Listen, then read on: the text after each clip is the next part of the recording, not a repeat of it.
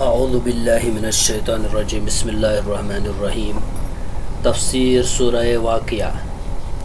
یہ سورت مکی ہے۔ بسم اللہ الرحمن الرحیم۔ اللہ کے نام سے شروع جو نہایت مہربان بہت رحم کرنے والا ہے۔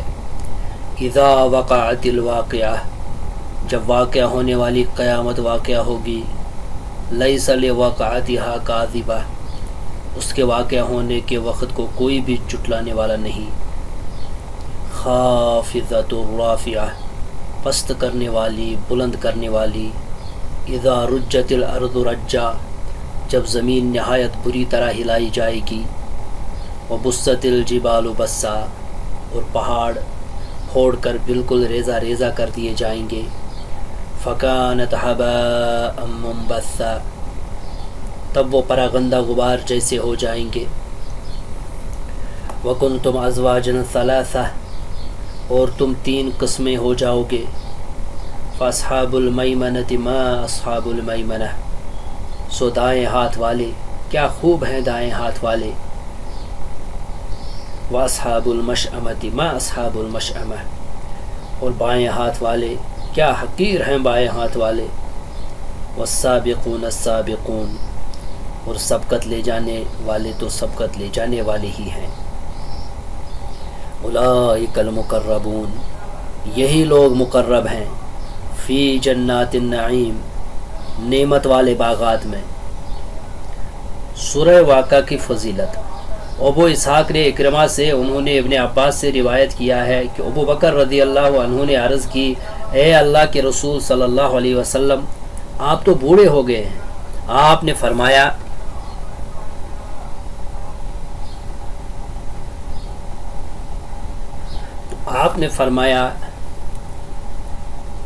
شیبتنی ہود والواقعۃ والمرسلات وعما یتساءلون واذا الشمس کورت، مجھے سورہ ہود، واقعہ، مرسلات، عم اور کویرت نے بوڑھا کر دیا ہے۔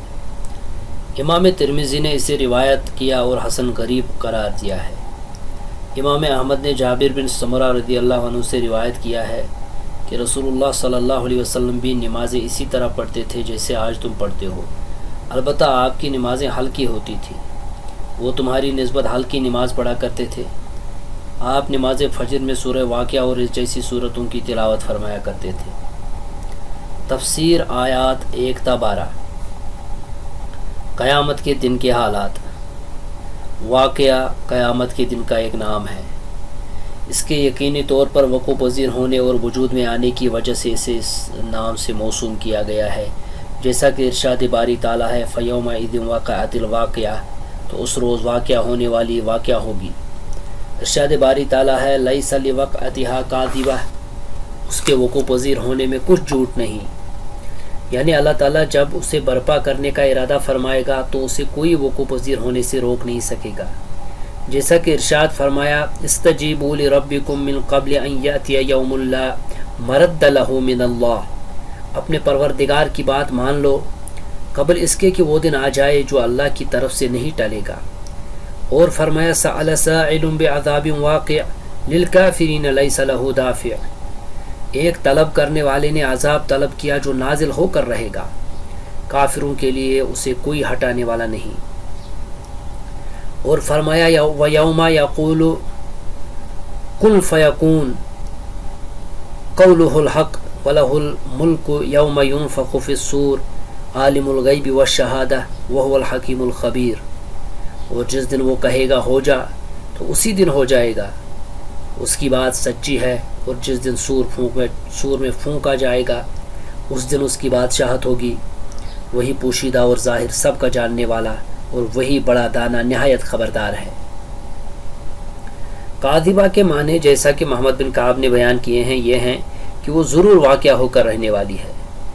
قتادہ کہتے ہیں کہ اس کے معنی یہ ہیں کہ وہ جب ایک بار وقوع پذیر ہو جائے گی تو پھر وقوع پذیر ہونے سے رک نہیں سکے گی۔ ابن جریر کہتے ہیں کاذبہ عاقبہ اور عافیہ کی طرح مصدر ہے۔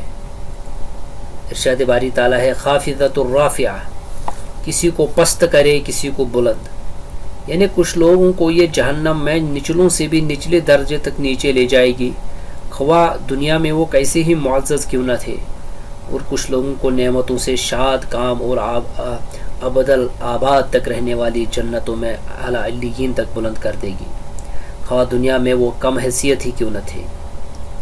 حسن، قتادہ اور دیگر کئی ائمہ کا بھی یہی قول ہے۔ اوفی نے ابن عباس سے روایت کیا ہے کہ اس کے معنی یہ ہیں کہ قریب اور بعید سب کو اپنے وقوع پذیر ہونے کے بارے میں سنا دے گی۔ اکرمہ کہتے ہیں کہ وہ اس قدر پست ہو جائے گی کہ قریب کو سنا دے گی اور اس قدر بلند ہو جائے گی کہ بعید کو بھی سنا دے گی۔ ضحاک اور قتادہ کا بھی یہی قول ہے۔ ارشاد باری تعالیٰ ہے اذا رجت الارض رجا، جب زمین بڑے زور سے لرزنے لگے گی، یعنی جب اسے اس قدر زور زور سے ہلایا جائے گا کہ وہ اپنے طول و عرض سمیت ساری کی ساری ہلنے لگے گی۔ اس وجہ سے ابن عباس رضی اللہ عنہ، مجاہد، قتادہ اور کئی دیگر ائمہ تفسیر نے اس کے یہی معنی بیان کیے ہیں کہ جب اسے زور زور سے ہلایا جائے گا۔ ربیع بن انس کہتے ہیں جو کچھ اس میں ہے وہ اس طرح حرکت کرنے لگے گا جس طرح چھلنی کو حرکت دی جاتی ہے، جیسا کہ ارشاد باری تعالیٰ ہے اذا زلزلت الارض زلزالہا، جب زمین اپنی پوری شدت کے ساتھ ہلا دی جائے گی۔ اور فرمایا یا ایھا الناس اتقوا ربکم ان زلزلۃ الساعۃ شیء عظیم، لوگو اپنے پروردگار سے ڈرو کہ قیامت کا زلزلہ ایک عظیم حادثہ ہے۔ ارشاد باری تعالیٰ ہے وبست الجبال بسا، اور پہاڑ ٹوٹ کر ریزہ ریزہ ہو جائیں گے، یعنی انہیں ریزہ ریزہ کر دیا جائے گا۔ ابن عباس رضی اللہ عنہ، قتادہ، مجاہد، اکرمہ اور دیگر ائمہ کا یہی قول ہے۔ ابن زید کہتے ہیں کہ پہاڑ اس طرح سے ہو جائیں گے جیسا کہ اللہ تعالیٰ نے فرمایا کثیبا مہیلا، ریت کے بربرے ٹیلے۔ ارشاد باری تعالیٰ ہے فقاعت ھباء منبثا، پھر غبار ہو کر اڑنے لگیں گے۔ ابو اسحاق نے حارث سے اور انہوں نے حضرت علی رضی اللہ عنہ سے روایت کیا ہے کہ جیسے غبار اٹھتا ہے پھر ختم ہو جاتا ہے اور کوئی چیز باقی نہیں رہ جاتی۔ اوفی نے ابن عباس رضی اللہ عنہ سے روایت کیا ہے کہ ھباء سے مراد آگ کے اڑنے والے الشرارے ہیں، کہ جب آگ بھڑکتی ہے تو اس سے شرارے اڑتے ہیں، اور جب شرارے وجود میں آتے ہیں تو کچھ بھی نہیں ہوتے۔ اکرمہ کہتے ہیں منبثہ ان ذرات کو کہتے ہیں جنہیں ہوا نے بکھیر دیا ہو۔ قتادہ کہتے ہیں اس کے معنی ہیں سوکھے درخت کے ذرات جنہیں ہوائیں لے کر اڑتی رہتی ہیں۔ یہ آیت کریمہ اور اس کے ہم معنی دیگر آیات اس بات کی دلیل ہیں کہ روز قیامت پہاڑ بھی اپنی جگہ سے ختم ہو جائیں گے، یہ چلنے لگیں گے اور پھر انہیں دھنی ہوئی اون کی طرح ذرات کی صورت میں بکھیر دیا جائے گا۔ قیامت کے دن لوگوں کی 3 اقسام۔ ارشاد باری تعالیٰ ہے وَكُنْتُمْ أَزْوَاجًا ثَلَاثَةً، اور تم 3 قسمیں ہو جاؤ گے، یعنی قیامت کے دن لوگ 3 اصناف میں تقسیم ہو جائیں گے۔ کچھ لوگ عرش کی دائیں جانب ہوں گے، یہ وہ لوگ ہوں گے جو آدم علیہ السلام کے دائیں پہلو سے نکلے ہوں گے، انہیں ان کے نامہ اعمال دائیں ہاتھوں میں دیے جائیں گے اور انہیں دائیں طرف لے جایا جائے گا۔ سودی کہتے ہیں یہ جمہور اہل جنت ہوں گے۔ کچھ لوگ عرش کی بائیں طرف ہوں گے، یہ وہ لوگ ہوں گے جنہیں آدم علیہ السلام کی بائیں جانب سے نکالا گیا تھا، انہیں اعمال نامے بائیں ہاتھ میں دیے جائیں گے، انہیں بائیں جانب لے لیا جائے گا۔ یہ عام اہل دوزخ ہوں گے، ان کے اعمال سے اللہ تعالیٰ کی پناہ۔ ایک جماعت سابقون کی ہوگی جو اللہ ذوالجلال کے سامنے ہوں گے، یہ اصحاب الیمین کی نسبت زیادہ خاص، زیادہ خوشبخت اور زیادہ قریب ہوں گے۔ ان میں حضرات انبیاء کرام، مرسلین عظام، صدیقین اور شہداء ہوں گے۔ اصحاب یمین کی نسبت ان کی تعداد کم ہوگی، اسی لیے فرمایا فاصحاب المیمنۃ ما اصحاب المیمنہ واصحاب المشأمۃ ما اصحاب المشأمہ والسابقون السابقون۔ تو دائیں ہاتھ والے کیا خوب ہیں، بائیں ہاتھ والے افسوس، بائیں ہاتھ والے کیا حقیر ہیں، اور جو آگے بڑھنے والے ہیں ان کا کیا ہی کہنا، وہ آگے ہی بڑھنے والے ہیں۔ جس طرح اللہ تعالیٰ نے اسی سورہ مبارکہ کے آخری حصے میں موت کا ذکر کرتے ہوئے بھی لوگوں کی 3 قسمیں بیان فرمائی ہیں، اسی طرح اس آیت کریمہ میں بھی اللہ تعالیٰ نے لوگوں کو 3 اصناف میں تقسیم فرمایا ہے۔ ثم اورثنا الكتاب الذين اصطفينا من عبادنا فمنهم ظالم لنفسه ومنهم مقتصد ومنهم سابق بالخيرات بإذن الله، پھر ہم نے ان لوگوں کو کتاب کا وارث ٹھہرایا جن کو اپنے بندوں میں سے برگزیدہ کیا تو کچھ تو ان میں سے اپنے آپ پر ظلم کرتے تھے اور کچھ میانہ رو ہیں اور کچھ اللہ کے حکم سے نیکیوں میں آگے نکل جانے والے ہیں۔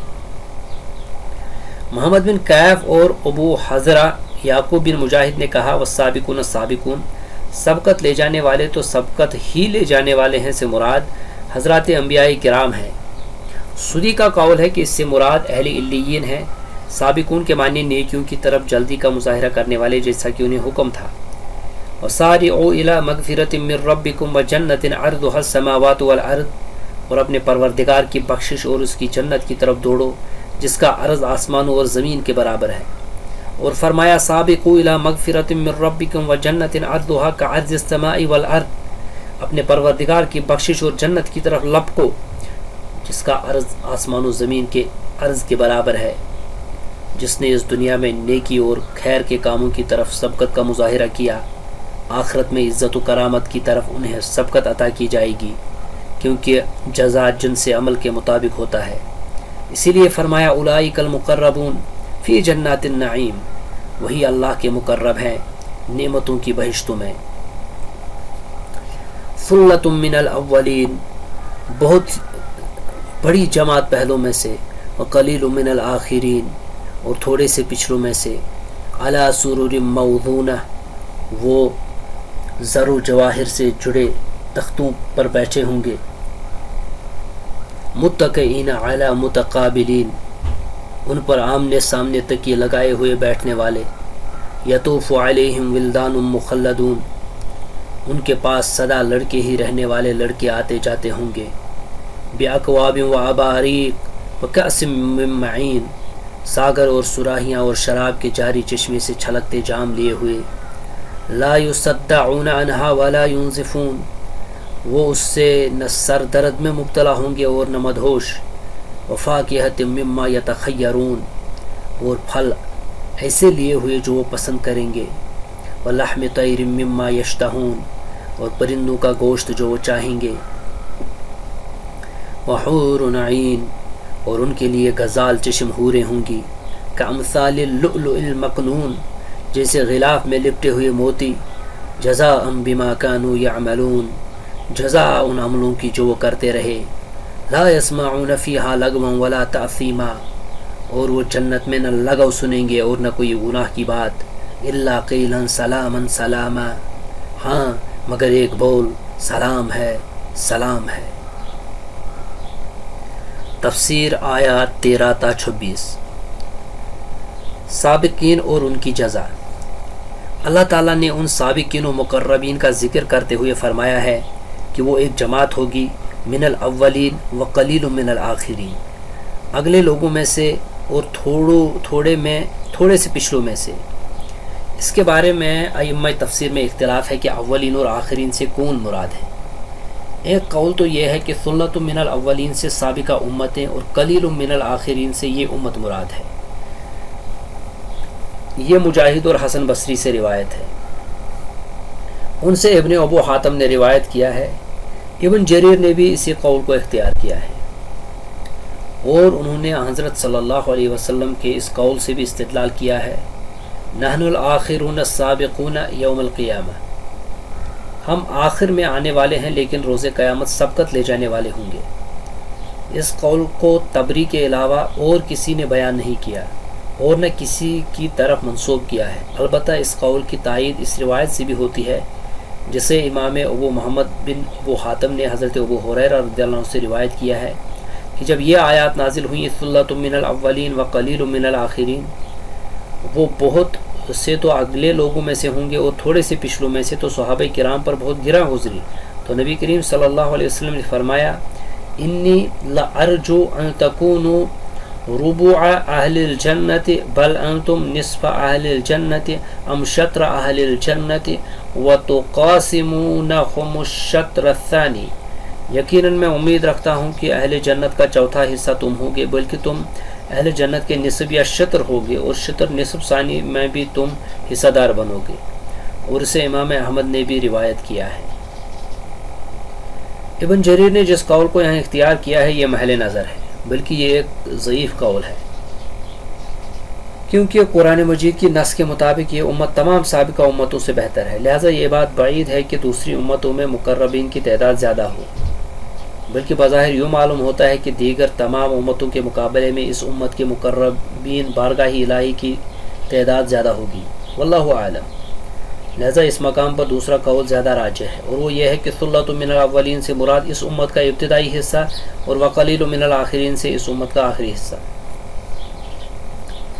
ابن ابو حاتم نے سری بن یحییٰ سے روایت کیا ہے کہ حسن نے ان آیات کریمہ والسابقون السابقون اولئک المقربون فی جنات النعیم ثلۃ من الاولین، اور جو آگے بڑھنے والے ہیں وہ آگے ہی بڑھنے والے ہیں، وہی اللہ کے مقرب ہیں نعمتوں کی بہشتوں میں، وہ بہت سے اگلے لوگوں میں سے ہوں گے کی تلاوت کی تو فرمایا کہ ایک جماعت اس امت کے سابقہ لوگوں میں سے ہے۔ محمد بن سیرین نے اس آیت کے بارے میں کہا ہے کہ لوگ کہا کرتے ہیں یا امید کیا کرتے ہیں کہ یہ اسی امت میں سے ہوں گے۔ حسن اور ابن سیرین کا یہی قول ہے کہ یہ سب اسی امت سے ہوں گے۔ اس میں کوئی شک نہیں کہ ہر امت کا ابتدائی حصہ اس کے آخری حصے سے بہتر ہوتا ہے، لہذا اس بات کا بھی احتمال ہے کہ آیت عام ہو اور تمام امتوں کو شامل ہو، اور ہر امت کا معاملہ اس کے حسب حال ہو، جیسا کہ قطب صحا میں کئی سندوں سے مروی ہے کہ رسول اللہ صلی اللہ علیہ وسلم نے فرمایا خیر القرون قرنی ثم الذین یلعونہم ثم الذین یلعونہم، تمام صدیوں میں سے بہترین میری صدی ہے، پھر وہ لوگ جو ان کے ساتھ ملتے ہوں، پھر وہ لوگ جو ان کے ساتھ ملتے ہوں۔ حضرت صلی اللہ علیہ وسلم نے یہ بھی فرمایا لا تزال طائفة من امتی ظاہرین علی الحق لا یضرهم من خذلهم ولا من خالفهم الى یوم القیامہ، میری امت کی ایک جماعت ہمیشہ حق پر رہے گی، اس کو رسوا کرنے یا اس کی مخالفت کرنے والے قیامت تک اسے کوئی نقصان نہ پہنچا سکیں گے۔ ایک روایت میں یہ الفاظ ہیں حتی یاتی امر اللہ وہم کذالک، حتیٰ کہ اللہ تعالیٰ کا امر آ جائے گا اور وہ اسی طرح ہوں گے۔ الغرض یہ امت دیگر تمام امتوں سے اشرف ہے، ان میں مقربین بارگاہ الہی کی تعداد دیگر امتوں کے مقابلے میں زیادہ ہوں گی۔ اپنے دین کے شرف اور اپنے نبی کی عظمت کے باعث اس امت کا مقام و مرتبہ بہت بلند اور عرفہ و اعلیٰ ہے۔ رسول اللہ صلی اللہ علیہ وسلم کی یہ حدیث تواتر سے ثابت ہے کہ آپ صلی اللہ علیہ وسلم نے فرمایا یدخل الجنۃ من امتی 70,000 بغیر حساب، میری امت کے 70,000 افراد حساب کے بغیر جنت میں داخل ہوں گے۔ اور ایک روایت میں یہ الفاظ بھی ہیں مع کل الف 70,000، ہر 1,000 کے ساتھ 70,000 ہوں گے۔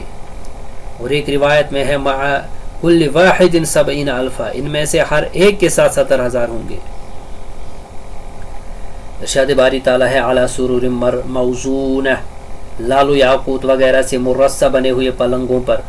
ابن عباس رضی اللہ عنہ فرماتے ہیں کہ وہ ایسے تختوں پر جلوہ افروز ہوں گے جو سونے سے بنے ہوئے ہوں گے۔ مجاہد، اکرمہ، سعید بن جبیر، زید بن اسلم، قتادہ، ضحاک اور دیگر ائمہ کا بھی یہی قول ہے۔ ابن جریر کہتے ہیں کہ اسی سے وزین الناقہ ہے، جو اس سے رسے کو کہتے ہیں جو اونٹنی کے پیٹ کے نیچے ہوتا ہے، اور یہ فعیل بمعنی فعول ہے کیونکہ اسے بٹا گیا ہوتا ہے۔ اس طرح جنت کے تخت بھی سونے اور موتیوں کے ساتھ جڑے ہوئے ہوں گے۔ ارشاد باری تعالیٰ ہے متکئین علیہا متقابلین، ان پر آمنے سامنے تکیے لگائے ہوئے، یعنی ان کے چہرے آپس میں ایک دوسرے کے سامنے ہوں گے، کوئی کسی کے پیچھے نہ ہوگا۔ یطوف علیہم ولدان مخلدون، خدمت گزار لڑکے جو ہمیشہ ایک ہی حالت میں رہیں گے ان کے آس پاس پھریں گے، یعنی ہمیشہ ایک ہی حالت میں رہیں گے، بڑے نہیں ہوں گے، بوڑھے نہیں ہوں گے، اور نہ ان کی شکل و صورت میں کوئی تبدیلی آئے گی۔ بِأَكْوَابٍ وَأَبَارِيقٍ وَكَأْسٍ مِّن مَّعِينٍ، آب خوری اور آفتابے اور صاف شراب کے گلاس لے لے کر۔ اکواب ان کوزوں کو کہتے ہیں جن کے نہ دستے ہوں اور نہ ٹونٹی، اور اباریق ان کوزوں کو کہتے ہیں جن کے دستے بھی ہوں اور ٹونٹی بھی، اور کاس کے معنی گلاس ہیں۔ یہ سب برتن رواں دواں جاری چشموں کی شراب سے لبریز ہوں گے۔ لا یصدعون عنہا ولا ینزفون، اس سے نہ تو سر میں درد ہوگا اور نہ وہ بہکیں گے، یعنی نہ انہیں سر درد ہوگا اور نہ ان کی عقلیں کبھی زائل ہوں گی، بلکہ یہ ثابت ہوں گی بلکہ اس شراب سے بڑا سرور اور لذت حاصل ہوگی۔ ضحاک نے ابن عباس سے روایت کیا ہے کہ شراب میں 4 باتیں ہوتی ہیں: نشہ، سر درد، قے اور پیشاب۔ مگر اللہ تعالیٰ نے جنت کی شراب طہور کا ذکر کرتے ہوئے اسے ان سب باتوں سے پاک قرار دیا ہے۔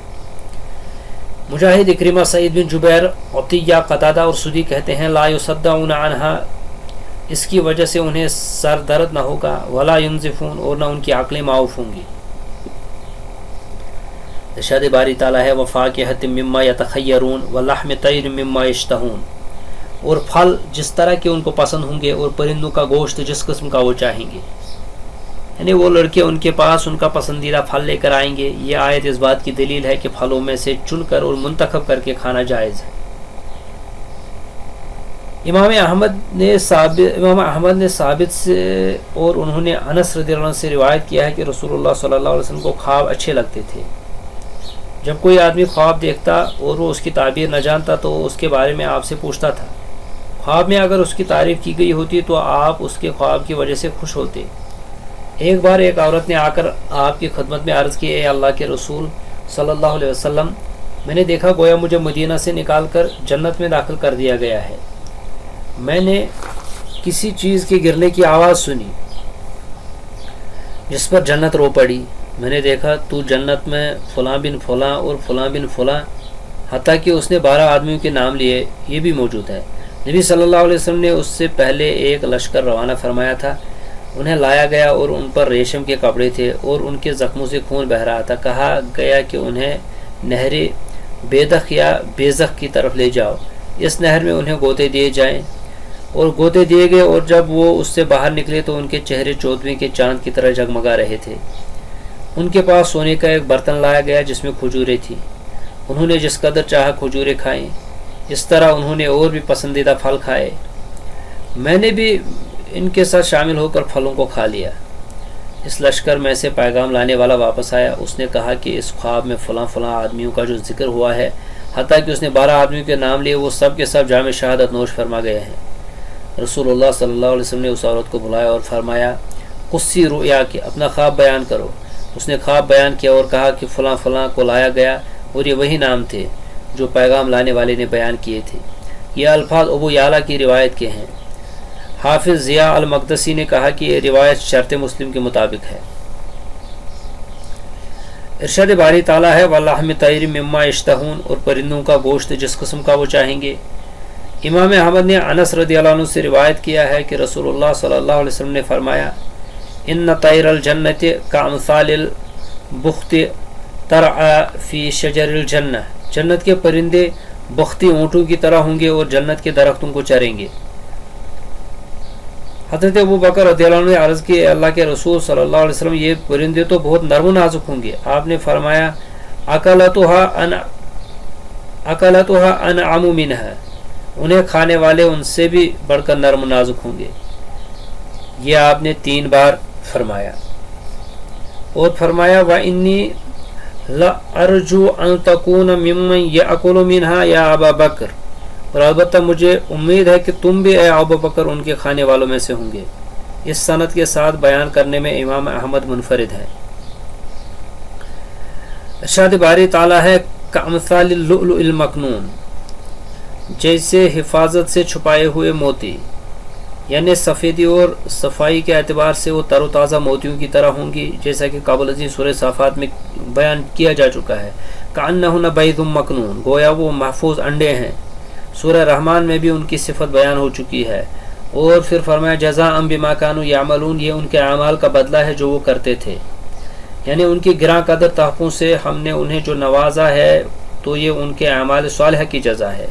پھر فرمایا لا يسمعون فیہا لغوا ولا تعثیما الا قیلا سلاما سلاما، وہاں نہ تو بیہودہ بات سنیں گے اور نہ گالی گلوچ، ہاں ان کا کلام سلام سلام ہوگا، یعنی وہ جنت میں کوئی ایسا لغو اور بیہودہ کلام نہیں سنیں گے جو بے معنی ہو یا حقیر معنی پر مشتمل ہو یا ضعیف کلام ہو۔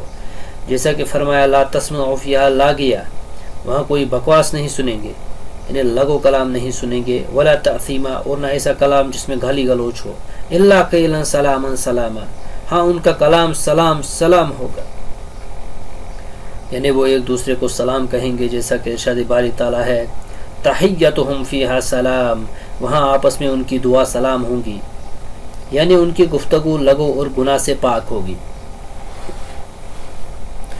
واصحاب الیمین ما اصحاب الیمین، اور دائیں ہاتھ والے کیا خوب ہیں دائیں ہاتھ والے، فی صدر مخضود، وہ بے خار بیریوں میں ہوں گے، وطلح منضود، اور تہ بتہ کیلوں میں، وظل ممدود، اور لمبے سایوں میں، وماء مسکوب، اور ہر دم بہتے ہوئے پانی کی آبشاروں میں، وفاکہۃ کثیرہ، اور وافر پھلوں میں، لا مقطوعۃ ولا ممنوعہ، جو نہ تو کبھی ختم ہوں گے اور نہ ممنوع، وفرش مرفوعہ، اور اونچی اونچی نشست گاہوں میں، انا انشأناہن انشاء، بلا شبہ ہم ان کی بیویوں کو ایک نئے سرے سے ہی پیدا کریں گے، فجعلناہن ابکارا، پس ہم انہیں کنواریاں بنائیں گے، عربا اترابا، منموہنی ہم عمر، لاصحاب الیمین، دائیں ہاتھ والوں کے لیے، ثلۃ من الاولین، کثیر جماعت پہلوں میں سے، وثلۃ من الآخرین، اور کثیر جماعت پچھلوں میں سے۔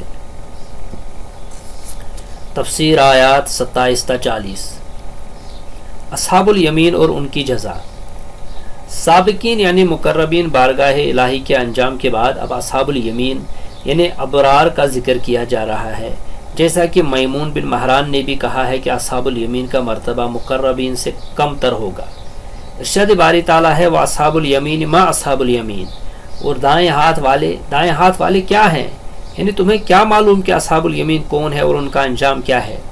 پھر خود ہی اس کی تفصیل بیان کرتے ہوئے فرمایا فی صدر مخضود، وہ بے خار بیریوں میں سے ہوں گے، وہ بے خار بیریوں میں ہوں گے۔ حضرت ابن عباس رضی اللہ تعالیٰ عنہ، اکرمہ، مجاہد اور ابو احواس، اسامہ بن زہیر، سفر بن نصیر، حسن قتادہ، عبداللہ بن کثیر، سدی، ابو حضرہ اور دیگر ائمہ تفسیر کا یہی قول ہے کہ اس سے مراد ایسی بیری کے ہیں جس میں کانٹے نہ ہوں۔ ابن عباس سے یہ بھی روایت ہے کہ ایسی بیری جو پھل سے لدی فندی ہو۔ اکرمہ اور مجاہد سے بھی یہ مروی ہے۔ قتادہ کا بھی ایک قول یہی ہے کہ ہم بیان کرتے تھے کہ اس سے مراد ایسی بیری جس میں کانٹے نہ ہوں۔ بظاہر یوں معلوم ہوتا ہے کہ یہاں دونوں معنی مراد ہیں، ایسی بیری بھی جو کانٹوں کے بغیر ہو اور ایسی بھی جو پھل سے لدی فندی ہو، جبکہ دنیا کی بیری کو پھل کم لگتا ہے اور اس میں کانٹے تو بہت ہوتے ہیں، اور آخرت میں صورتحال اس کے برعکس ہوگی کہ کانٹے نہیں ہوں گے اور پھل بہت زیادہ ہوں گے، جنہوں نے اس کی ٹہنیوں کو جھکا رکھا ہوگا۔ عتبہ بن عبد السلمی سے روایت ہے کہ میں رسول اللہ صلی اللہ علیہ وسلم کی خدمت میں حاضر تھا کہ آپ کے پاس آ کر ایک اعرابی نے عرض کی، اے اللہ کے رسول، میں نے سنا ہے آپ جنت میں ایک ایسے درخت کا ذکر فرماتے ہیں جس میں زیادہ کانٹے اور کسی درخت کے نہیں ہوتے، یعنی طلح۔ رسول اللہ صلی اللہ علیہ وسلم نے فرمایا یجعل مکان کل شوکت منہا مثل خصوت التیس الملبود، یعنی الخصا فیہا 70 لونا من الطعام لا یشبہ لون آخر۔ جنت میں اس کے ہر کانٹے کی جگہ پھل لگا دیے جائیں گے جو ٹھوس گوشت والے بکرے کے خصیے کی طرح ہوں گے، اس میں کھانے 70 قسم کے ہوں گے اور ہر قسم دوسرے سے مختلف ہوگی۔ ارشاد باری تعالیٰ ہے وطلح منضود، اور تہ بتہ کیلوں میں ہوں گے۔ طلح سرزمین حجاز کے صحرا میں ایک بہت بڑا درخت ہوتا ہے، اس کا واحد طلحہ ہے۔ اس درخت کے کانٹے بہت ہوتے ہیں، اور مجاہد کہتے ہیں منضود کے معنی جسے تہ در تہ پھل لگے ہوں۔ اس سے قریش کو یاد دلایا جا رہا ہے کہ وہ وادی وج اور اس کے درختوں کے سایوں میں کیلے اور بیری کے سائے کو پسند کرتے تھے۔ اب ابو حاتم نے ابو سعید سے روایت کیا ہے کہ وہ طلح منضود سے مراد کیلے ہیں۔ ابن عباس رضی اللہ عنہ، ابو ہریرہ رضی اللہ عنہ، حسن، اکرمہ، اسامہ بن زہیر، قتادہ اور ابو حضرہ سے بھی اسی طرح مروی ہے۔ مجاہد اور ابن زید کا بھی یہی قول ہے کہ انہوں نے بھی کہا ہے کہ اہل یمن کے لیے تو طلح کہتے ہیں۔ ابن جریر نے اس کے علاوہ اس سلسلے میں اور کوئی قول ذکر نہیں کیا۔ ارشاد باری تعالیٰ ہے وَذِلٍّ ممدود، اور لمبے سایوں میں۔ امام بخاری نے حضرت ابو ہریرہ رضی اللہ عنہ سے روایت کیا ہے کہ رسول اللہ صلی اللہ علیہ وسلم نے فرمایا ان فی الجنت شجرۃ یسیر الراکب فی ظلھا 100 عام لا یقطعها، جنت میں ایک ایسا درخت ہے جس کے سائے میں شہسوار 100 سال تک چلتا رہے تو پھر بھی اس کا سایہ ختم نہ ہوگا۔ اگر چاہو تو یہ ارشاد باری تعالیٰ پڑھ لو وَذِلٍّ ممدود، اسے امام مسلم نے بھی روایت کیا ہے۔ امام احمد نے ایک دوسرے طریق سے ابو ہریرہ سے روایت کیا ہے کہ رسول اللہ صلی اللہ علیہ وسلم نے فرمایا ان فی الجنت شجرۃ یسیر الراکب فی ظلها 100 سنہ، جنت میں ایک ایسا درخت ہے جس کے سائے میں شاہسوار 100 سال تک چلتا رہے گا۔ اگر چاہو تو یہ آیت پڑھ لو وَظِلٍّ ممدود۔ اسی طرح اسے بخاری اور عبدالرزاق نے بھی روایت کیا ہے۔ ارشاد باری تعالیٰ ہے وَفَاكِهَةٍ كَثِيرَةٍ لَا مَقْطُوعَةٍ وَلَا مَمْنُوعَةٍ، اور بہت زیادہ پھلوں کے باغوں میں جو نہ کبھی ختم ہوں گے اور نہ کوئی ان سے روکے، یعنی اہل جنت کے پاس بہت سی انواع و اقسام اور مختلف رنگوں کے ایسے ایسے پھل ہوں گے جنہیں نہ کسی آنکھ نے دیکھا ہوگا اور نہ کسی کان نے سنا ہوگا اور کسی دل میں ان کا تصور تک نہیں ہوگا۔ جیسا کہ ارشاد باری تعالیٰ ہے کلما رزقوا منها من ثمرۃ رزقا قالوا هذا الذي رزقنا من قبل واتوا به متشابها، یہ سورۃ البقرہ کی 25 نمبر آیت ہے۔ جب انہیں ان میں سے کسی قسم کا پھل کھانے کو دیا جائے گا تو کہیں گے کہ یہ تو وہی ہے جو ہم کو پہلے دیا گیا تھا، اور ان کو ایک دوسرے کے ہم شکل پھل دیے جائیں گے، یعنی شکلیں تو ایک دوسرے کے ساتھ ملتی جلتی ہوں گی مگر ذائقے مختلف ہوں گے۔ صحیحین میں سدرۃ المنتہا کے ذکر میں ہے فَإِذَا وَرَقُهَا كَآذَانِ الْفِيَلَةِ فَإِذَا نَبِقُهَا مِثْلُ قِلَالِ حَجَرٍ، چنانچہ اس کے پتے ہاتھیوں کے کانوں کی طرح تھے اور اس کے پھل مقام حجر کے مٹکوں کے مانند۔ صحیح ہی میں ہے کہ ابن عباس رضی اللہ عنہ سے روایت ہے سورج کو گرہن لگا تو رسول اللہ صلی اللہ علیہ وسلم نے نماز پڑھی، لوگ بھی آپ کے ساتھ تھے۔ پھر نماز کے ذکر میں راوی نے بیان کیا کہ لوگوں نے کہا اے اللہ کے رسول، ہم نے دیکھا کہ آپ نے اس جگہ کسی چیز کو پکڑا، پھر ہم نے دیکھا کہ آپ پیچھے تشریف لے آئے، آپ نے فرمایا انی رأیت الجنہ فتناولت منها عنقودا ولو اخذته لأکلتم منه ما بقیت الدنیا، میں نے جنت کو دیکھا تو اس کے انگوروں کے خوشے کو پکڑ لیا، اور اگر میں اسے پکڑے رکھتا تو تم رہتی دنیا تک اسے کھاتے رہتے۔ امام احمد نے عتبہ بن ابو سلمہ سے روایت کیا ہے کہ ایک اعرابی رسول اللہ صلی اللہ علیہ وسلم کی خدمت میں حاضر ہو کر حوض کے بارے میں پوچھنے لگا، اور اس نے جنت کا پوچھا۔ پھر اعرابی نے عرض کی اس میں پھل بھی ہوں گے؟ آپ نے فرمایا نعم وفیہا شجرۃ تدعی طوبیٰ، ہاں اور اس میں ایک درخت ہوگا جسے طوبیٰ کہا جائے گا۔ پھر کچھ اور چیزوں کا بھی ذکر کیا جس کے بارے میں مجھے معلوم نہیں۔ اعرابی نے یہ بھی پوچھا کہ ہماری زمین کا کون سا درخت اس کے مشابہ ہے؟ آپ نے فرمایا لیست تشبہ شیئا من شجر ارضک، تمہاری زمین کی کوئی چیز اس کے مشابہ نہیں۔ نبی صلی اللہ علیہ وسلم نے اس سے دریافت فرمایا اتیت الشام، تم کبھی شام آئے ہو؟ تم کبھی شام آئے گئے ہو؟ اس نے عرض کی جی نہیں۔ آپ نے فرمایا تشبہ شجرۃ بالشام تدعی الجوزۃ تنبت علی ساق واحد وینفرش اعلاها، شام کا ایک درخت جسے جوزہ کہا جاتا ہے اس کے مشابہ ہے، جو ایک تنے پر اگتا ہے اور پھر اوپر سے پھیل جاتا ہے۔ اس نے عرض کی اس کا تنا کتنا بڑا ہوگا؟ آپ نے فرمایا لو ارتحلت جزعۃ من ابل اہلک ما احاطت باصلها حتى تنکسر ترقوتها حرما، اگر تمہارے گھر کے اونٹوں میں ایک اونٹنی چلنا شروع کر دے تو وہ اس کے تنے کا احاطہ نہ کر سکے حتیٰ کہ بڑھاپے کی وجہ سے اس کی گردن ٹوٹ جائے۔ آپ نے فرمایا اس نے عرض کی جنت میں انگور بھی ہوں گے؟ آپ نے فرمایا ہاں۔ اس نے عرض کی انگور کے گچھے کتنے بڑے ہوں گے؟ آپ نے فرمایا مسیرۃ شہر للغراب الابقع ولا یفتر، اگر چتکبرا کوا ایک مہینے تک اڑتا رہے جو نہ تھکے تو اس کا احاطہ نہ کر سکے۔ اس نے عرض کی دانے کتنے بڑے ہوں گے؟ آپ نے فرمایا حل ذبح ابوک تیسم من غنمہ قط عظیما، تمہارے باپ نے اپنی بکریوں میں سے کبھی کسی بڑے بکرے کو ذبح کیا ہے؟ اس نے عرض کی جی ہاں۔ آپ نے فرمایا فسلخ احابہ فاعطاہ امک قال اتخذی لنا منہ دلوا، پھر اس نے اس کی کھال اتار کر تمہاری ماں کو دی تو کہا ہوگا کہ اس کا ہمارے لیے ڈول بنا دو۔ اس نے کہا جی ہاں۔ پھر اعرابی نے کہا کہ یہ ایک دانہ تو مجھے اور میرے گھر والوں کو سیر کر دے گا۔ آپ نے فرمایا نعم وعامت عشیرتک، بلکہ تمہارے سارے خاندان کو۔ ارشاد باری تعالیٰ ہے لا مقطوعۃ ولا ممنوع، جو نہ کبھی ختم ہوں گے اور نہ ان سے کوئی روکے۔ ان کے پھل موسم سرما و گرما میں کبھی ختم نہ ہوں گے، بلکہ وہ ہمیشہ ہمیشہ کے لیے سدا بہار ہوں گے۔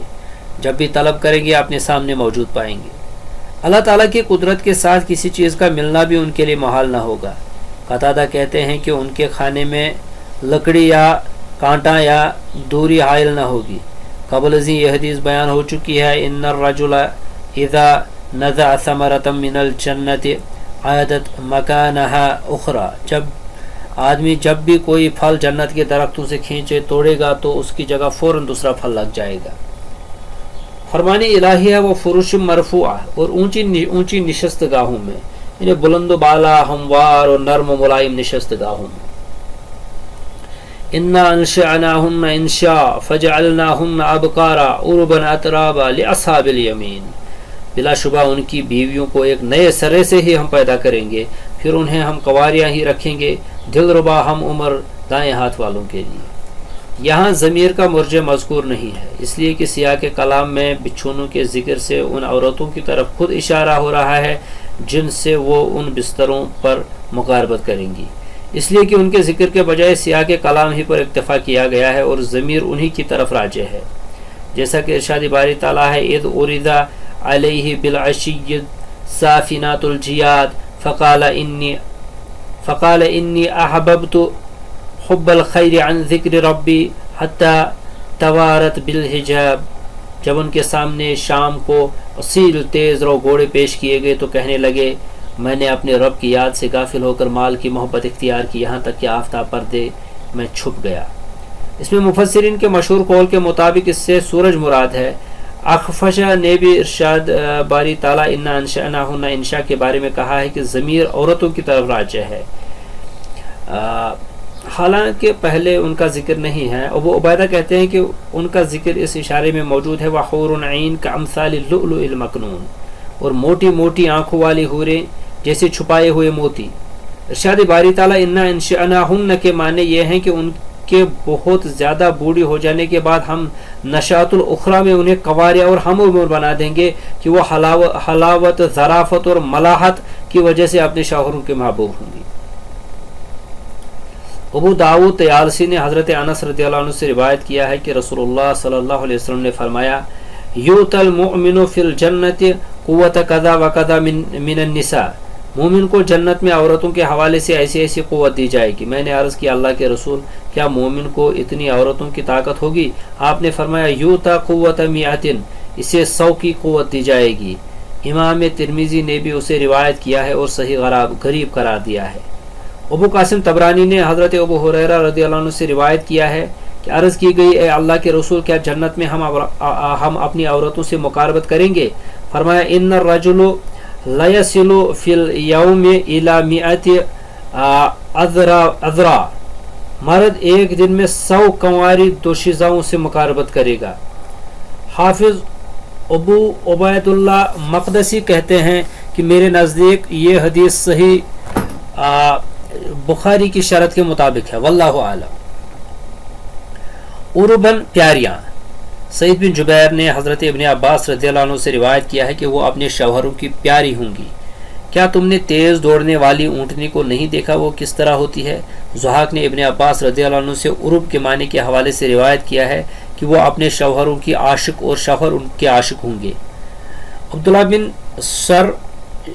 بن سرجس، مجاہد، اکرمہ، ابو عالیہ، یحییٰ بن ابو کثیر، عطیہ، حسن، قتادہ، ضحاک اور دیگر کئی ائمہ کا بھی یہی قول ہے۔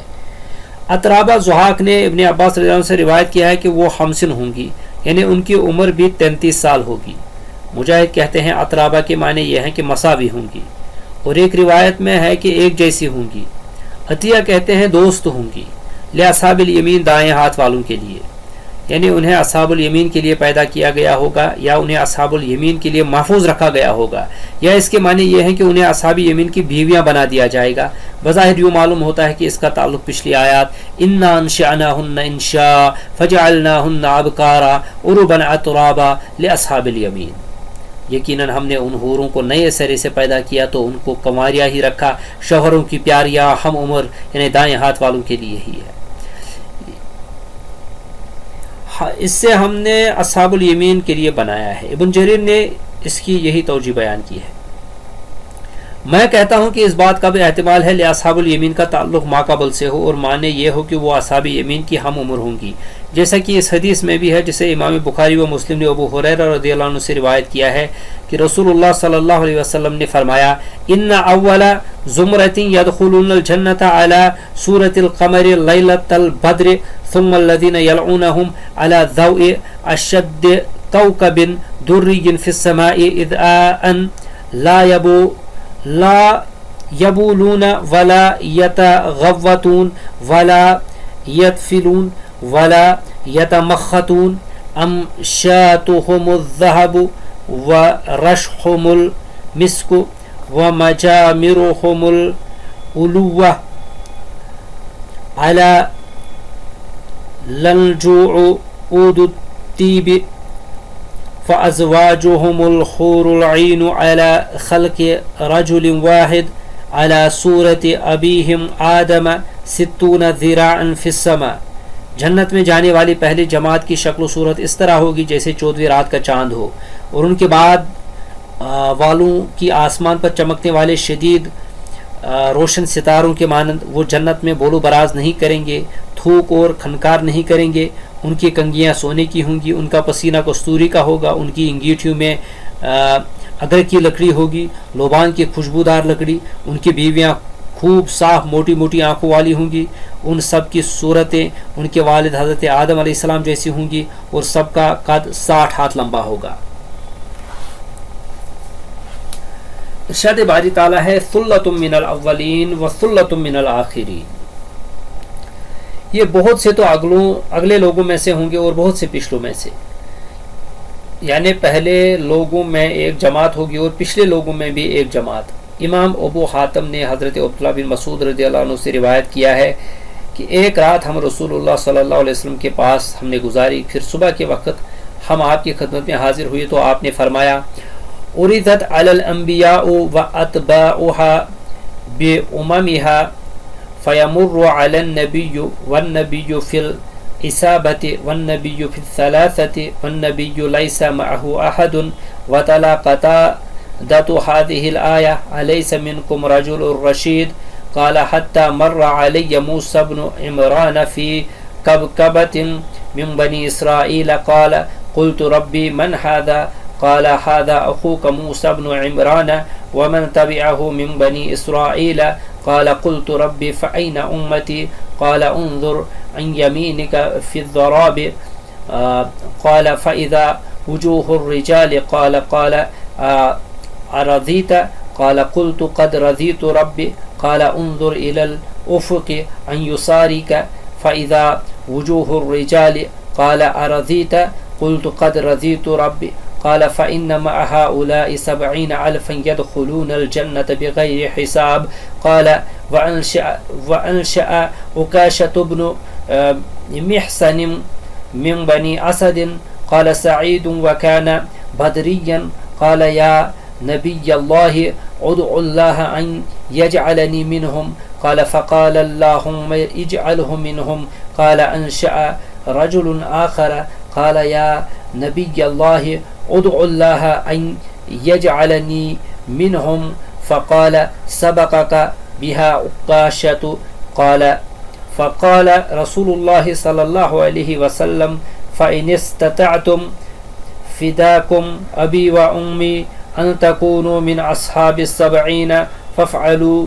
وإلا فكونوا من أصحاب الذراف أصحاب الذراف ذراب وإلا فكونوا من أصحاب الأفق فإني قد رأيت ناسا كثيرا قد تأشبوا حوله ثم قال إني لأرجو أن تكونوا ربع أهل الجنة فكبرنا ثم قال إني لأرجو أن تكونوا ثلث أهل الجنة قال فكبرنا قال إني لأرجو أن تكونوا نصف أهل الجنة قال فكبرنا قال ثم تلا رسول الله صلى الله عليه وسلم هذه الآية ثلة من الأولين وثلة من الآخرين قال فقلنا بيننا من هؤلاء السبعون ألفا فقلنا هم الذين ولدوا في الإسلام ولم يشركوا قال فبلغه ذلك فقال بل هم الذين لا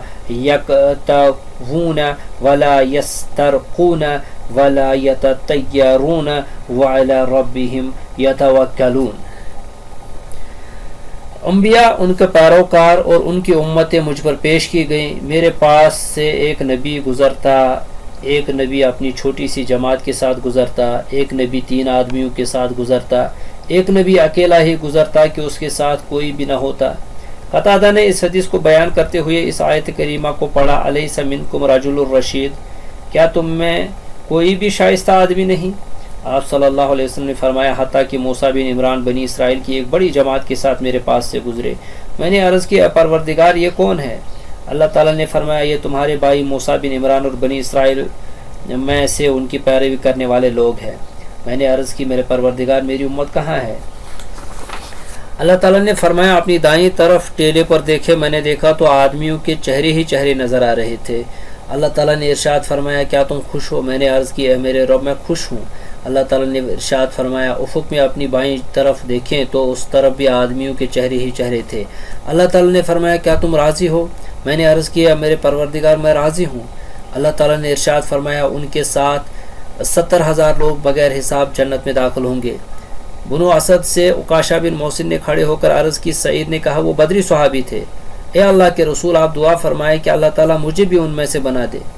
آپ نے دعا فرمائی اے اللہ اسے ان میں سے بنا دے. پھر ایک اور شخص نے کھڑے ہو کر عرض کی اے اللہ کے نبی آپ دعا فرمائے اللہ تعالیٰ مجھے بھی ان میں سے بنا دے. آپ نے فرمایا عکاشہ اس بات میں تم سے سبقت لے گئے. رسول اللہ صلی اللہ علیہ وسلم نے فرمایا تم پر میرے ماں باپ نثار ہوں.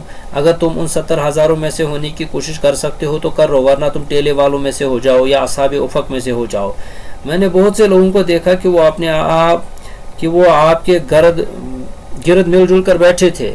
پھر آپ نے فرمایا کہ مجھے امید ہے کہ تم تمام اہل جنت کی 1/4 کے برابر ہوگے. ہم نے یہ سن کر اللہ اکبر کہا. پھر آپ نے فرمایا مجھے امید ہے کہ تم تمام اہل جنت کے 1/3 کے برابر ہوگے. ہم نے اللہ اکبر کہا. پھر آپ نے فرمایا مجھے امید ہے کہ تم تمام اہل جنت کا نصف ہوگے. پھر ہم نے اللہ اکبر کہا. راوی کہتے ہیں کہ پھر رسول اللہ صلی اللہ علیہ وسلم نے اس آیت کریمہ کی تلاوت فرمائی ثلۃ من الاولین و ثلۃ من الآخرین. بہت سے تو اگلے لوگوں میں سے اور بہت سے پچھلے لوگوں میں سے. راوی کہتے ہیں کہ ہم نے آپس میں باتیں کرتے ہوئے کہا کہ یہ 70,000 کون ہو سکتے ہیں؟ ہم نے کہا کہ وہ ہوں گے جو اسلام ہی کی حالت میں پیدا ہوئے اور انہوں نے شرک نہ کیا. راوی کہتے ہیں کہ آپ کو بھی ہماری یہ بات پہنچ گئی تو آپ نے فرمایا یہ وہ لوگ ہوں گے جو لوہے کے ساتھ داغ نہیں دیتے، دمجاڑ نہیں کرواتے، پھال نہیں لیتے اور اپنے رب تعالیٰ ہی پر توکل کرتے ہیں. اس حدیث کے کتب ستہ اور دوسری کتابوں میں بہت سے طرق ہیں. وَأَصْحَابُ الشِّمَالِ مَا أَصْحَابُ الشِّمَالِ، اور بائیں ہاتھ والے کیا حقیر ہیں بائیں ہاتھ والے. فِي سَمُومٍ وَحَمِيمٍ، وہ سخت گرم ہوا اور کھولتے پانی میں ہوں گے. وَظِلٍّ مِّن يَحْمُومٍ، اور سیاہ ترین دھوئیں کے سائے میں. لا بارد ولا کریم، نہ وہ ٹھنڈا ہوگا اور نہ فرحت بخش. انہم کانوا قبل ذالک مترفین، بلا شبہ وہ اس سے پہلے نازوں میں پلے تھے. وکانوا یصرون علی الحنث العظیم، اور وہ بڑے گناہ شرک پر اصرار کرتے تھے. وکانوا یقولون اذا متنا وکنا ترابا وعظاما انا لمبعوثون، اور وہ کہتے تھے کیا جب ہم مر جائیں گے اور ہم مٹی اور ہڈیاں ہو جائیں گے تو کیا فی الواقع ہم دوبارہ اٹھائے جائیں گے. او آباؤنا الاولون، کیا ہم اور ہمارے باپ دادا بھی. قل ان الاولین والآخرین، اے نبی صلی اللہ علیہ وسلم آپ کہہ دیجئے بلا شبہ پہلے بھی اور پچھلے بھی۔ لمجموعون الی میقات یوم معلوم، یقیناً ایک معلوم دن کے مقرر وقت پر سب جمع کیے جائیں گے۔ ثم انکم ایھا الضالون المکذبون، پھر یقیناً تم اے گمراہو جھٹلانے والو، لآکلون من شجر من زقوم، تم تھوہر کے درخت سے ضرور کھانے والے ہوگے۔ فمالئون منھا البطون، پھر اس سے اپنا پیٹ بھرنے والے ہوں گے۔ فشاربون علیہ من الحمیم، پھر اس پر کھولتے پانی سے پینے والے ہوں گے۔ فشاربون شرب الہیم، تو پیاسے اونٹوں کے پینے کی طرح پینے والے ہوں گے۔ ھذا نزلہم یوم الدین، روز قیامت یہ ہوگی ان کی مہمانی۔ تفسیر آیات 41 تا 56۔ اصحاب شمال کے حالات اور ان کی سزا۔ اصحاب یمین کے حالات بیان فرمانے کے بعد اب اصحاب شمال کا ذکر کرتے ہوئے اللہ جل شانہ نے ارشاد فرمایا ہے، وَأَصْحَابُ الشِّمَالِ مَا أَصْحَابُ الشِّمَالِ، اور بائیں ہاتھ والے، افسوس بائیں ہاتھ والے کیا ہیں، یعنی اصحاب شمال کس چیز میں ہوں گے۔ پھر ان کی تفصیل بیان کرتے ہوئے فرمایا فی سموم، یعنی گرم ہوا میں، وحمیم، اور گرم پانی میں، وَذِلٍّ مِّن یحموم۔ ابن عباس رضی اللہ عنہ فرماتے ہیں اس کے معنی ہیں سیاہ دھوئیں کے سائے میں۔ مجاہد، اکرمہ، ابو صالح، قتادہ، سدی اور دیگر ائمہ تفسیر کا بھی یہی قول ہے۔ یہ آیت ان آیات کریمہ کی طرح ہے، انطلقوا الی ما کنتم بہ تکذبون، انطلقوا الی ظل ذی ثلاث شعب لا ذلیل ولا یغنی من اللہب انہا ترمی بشرر کالقصر کأنہ جمالۃ صفر ویل یومئذ للمکذبین۔ جس چیز کو تم جھٹلایا کرتے تھے اب اسی کی طرف چلو، یعنی اس سائے کی طرف چلو جس کی 3 شاخیں ہیں، نہ ٹھنڈی چھاؤں اور نہ شوروں سے بچاؤ کرے۔ وہ آگ کی اتنی بڑی بڑی چنگاریاں پھینکتی ہے جیسے محل، گویا زرد رنگ کے اونٹ ہیں۔ اس دن جھٹلانے والوں کی سزا ہے۔ اور یہاں ارشاد فرمایا وَظِلٍّ مِّن یحموم، اور اس سے مراد سیاہ دھواں ہے، لا بارد ولا کریم، یعنی نہ اس کی بو اچھی ہوگی اور نہ شکل و صورت ہی اچھی ہوگی، جیسا کہ حسن اور قتادہ کا قول ہے کہ جو دیکھنے میں بھی اچھا نہ ہوگا۔ ضحاک کہتے ہیں کہ وہ ہر مشروب جو میٹھا نہ ہو وہ کریم نہیں ہے۔ پھر اللہ تعالیٰ نے اس بات کا ذکر فرماتے ہوئے کہ وہ اسی کے مستحق ہیں ارشاد فرمایا انہم کانوا قبل ذالک مترفین، یہ لوگ اس سے پہلے ناز و نعم میں پڑے ہوئے تھے، یعنی دنیا میں ان لوگوں کو طرح طرح کی نعمتیں حاصل تھی، یہ نفسانی لذتوں میں تھے اور حضرات انبیاء کرام کے لائے ہوئے پیغام کی طرف متوجہ نہ تھے۔ وَكَانُوا يُصِرُّونَ، یعنی اسی حالت پر قائم تھے اور توبہ کی کوئی نیت نہ رکھتے تھے، عَلَى الْحِنْثِ الْعَظِيمِ، گناہ عظیم پر اڑے ہوئے تھے۔ اس سے مراد اللہ تعالیٰ کے ساتھ کفر کرنا، اللہ تعالیٰ کے سوا اصنام و اوثان کو رب قرار دینا۔ ابن عباس رضی اللہ عنہ فرماتے ہیں کہ الحنث العظیم سے مراد شرک ہے۔ مجاہد، اکرمہ، ضحاک، قتادہ، سدی اور دیگر ائمہ کا بھی یہی قول ہے۔ وَكَانُوا يَقُولُونَ أَإِذَا مِتْنَا وَكُنَّا تُرَابًا وَعِظَامًا أَإِنَّا لَمَبْعُوثُونَ أَوْ آبَاؤُنَا الْأَوَّلُونَ، اور کہا کرتے تھے کہ بھلا جب ہم مر گئے اور مٹی ہو گئے اور ہڈیاں ہی ہڈیاں رہ گئے تو کیا ہمیں پھر اٹھنا ہے، اور کیا ہمارے باپ دادا کو بھی، یعنی اس کی تکذیب کرتے ہوئے اور اس کے وقوع پذیر ہونے کو محال سمجھتے ہوئے وہ ایسا کہا کرتے تھے۔ اللہ تعالیٰ نے فرمایا قل ان الاولین والآخرین لمجموعون الی میقات یوم معلوم، کہہ دے کہ بے شک پہلے اور پچھلے سب ایک روز مقررہ وقت پر جمع کیے جائیں گے۔ اے محمد صلی اللہ علیہ وسلم ان کو خبر دے دیں کہ اگلے اور پچھلے تمام انسانوں کو روز قیامت جمع کیا جائے گا اور ان میں سے کسی ایک کو بھی نہیں چھوڑا جائے گا، جیسا کہ اللہ تعالیٰ نے فرمایا ذالک یوم مجموع لہ الناس وذالک یوم مشہود وما نؤخرہ الا لأجل معدود یوم یأتی لا تکلم نفس الا بإذنہ فمنہم شقی وسعید۔ یہ وہ دن ہوگا جس میں سب لوگ اکٹھے کیے جائیں گے، اور وہ یہی دن ہوگا جس میں سب اللہ کے روبرو حاضر کیے جائیں گے، اور ہم اس کے لانے میں ایک وقت معین تک تاخیر کر رہے ہیں۔ جب وہ دن آ جائے گا تو کوئی نفس اللہ کے حکم کے بغیر بول بھی نہیں سکے گا، پھر ان میں سے کچھ بد وقت ہوں گے اور کچھ نیک وقت۔ اور یہاں فرمایا لمجموعون الی میقات یوم معلوم، سب ایک روز مقررہ وقت پر جمع کیے جائیں گے۔ اس میں نہ تقدیم و تاخیر ہو سکتی ہے اور نہ کمی بیشی۔ ثم انکم ایھا الضالون المکذبون لآکلون من شجر من زقوم فمالئون منها البطون، پھر تم اے جھٹلانے والو گمراہو تھوہر کے درخت سے کھاؤ گے، بس اسی سے پیٹ بھرو گے، یعنی ان کو پکڑ کر جہنم رسید کر دیا جائے گا حتیٰ کہ تھوہر کے درخت کو کھائیں گے اور اسی سے اپنے پیٹوں کو بھریں گے۔ فشاربون علیہ من الحمیم فشاربون شرب الہیم، پھر اس کھانے پر کھولتے ہوئے پانی سے پینے والے ہوں گے، اور پیو گے بھی تو اس طرح جیسے پیاسے اونٹ پیا کرتے ہیں۔ الہیم پیاسے اونٹوں کو کہتے ہیں، اس کا واحد احیم اور مونس حیمہ ہے، یہ بھی کہا جاتا ہے کہ اس کا واحد حائم اور مونس حائمتن ہے۔ حضرت ابن عباس رضی اللہ عنہ، مجاہد، سعید بن جبیر اور اکرمہ فرماتے ہیں کہ ہیم بہت شدید پیاسے اونٹ کو کہتے ہیں۔ سدی کہتے ہیں کہ ہیم ایک بیماری کا نام ہے جو اونٹوں کو لگ جاتی ہے، جس کی وجہ سے وہ مرنے تک کبھی سیراب ہی نہیں ہو سکتے۔ اسی طرح اہل دوزخ بھی ماء ہیم سے کبھی بھی سیراب نہیں ہو سکیں گے۔ پھر فرمایا ھذا نزلہم یوم الدین، جزا کے دن یہ ان کی ضیافت ہوگی، یعنی یہ جو کچھ ہم نے بیان کیا حساب کے دن ان کے رب کے پاس یہ ان کی مہمانی ہوگی، جیسا کہ اللہ جل شانہ نے مومنوں کے حق میں ارشاد فرمایا ہے ان الذین آمنوا وعملوا الصالحات کانت لہم جنات الفردوس نزلا، بے شک جو لوگ ایمان لائے اور نیک عمل کیے ان کی فردوس سے بری کے باغوں کی مہمانی ہوگی، یعنی یہ ان کی ضیافت اور ان کی عزت افزائی ہوگی۔ نحن خلقناکم فلولا تصدقون، ہم ہی نے تمہیں پیدا کیا، پھر تم دوبارہ جی اٹھنے کی تصدیق کیوں نہیں کرتے؟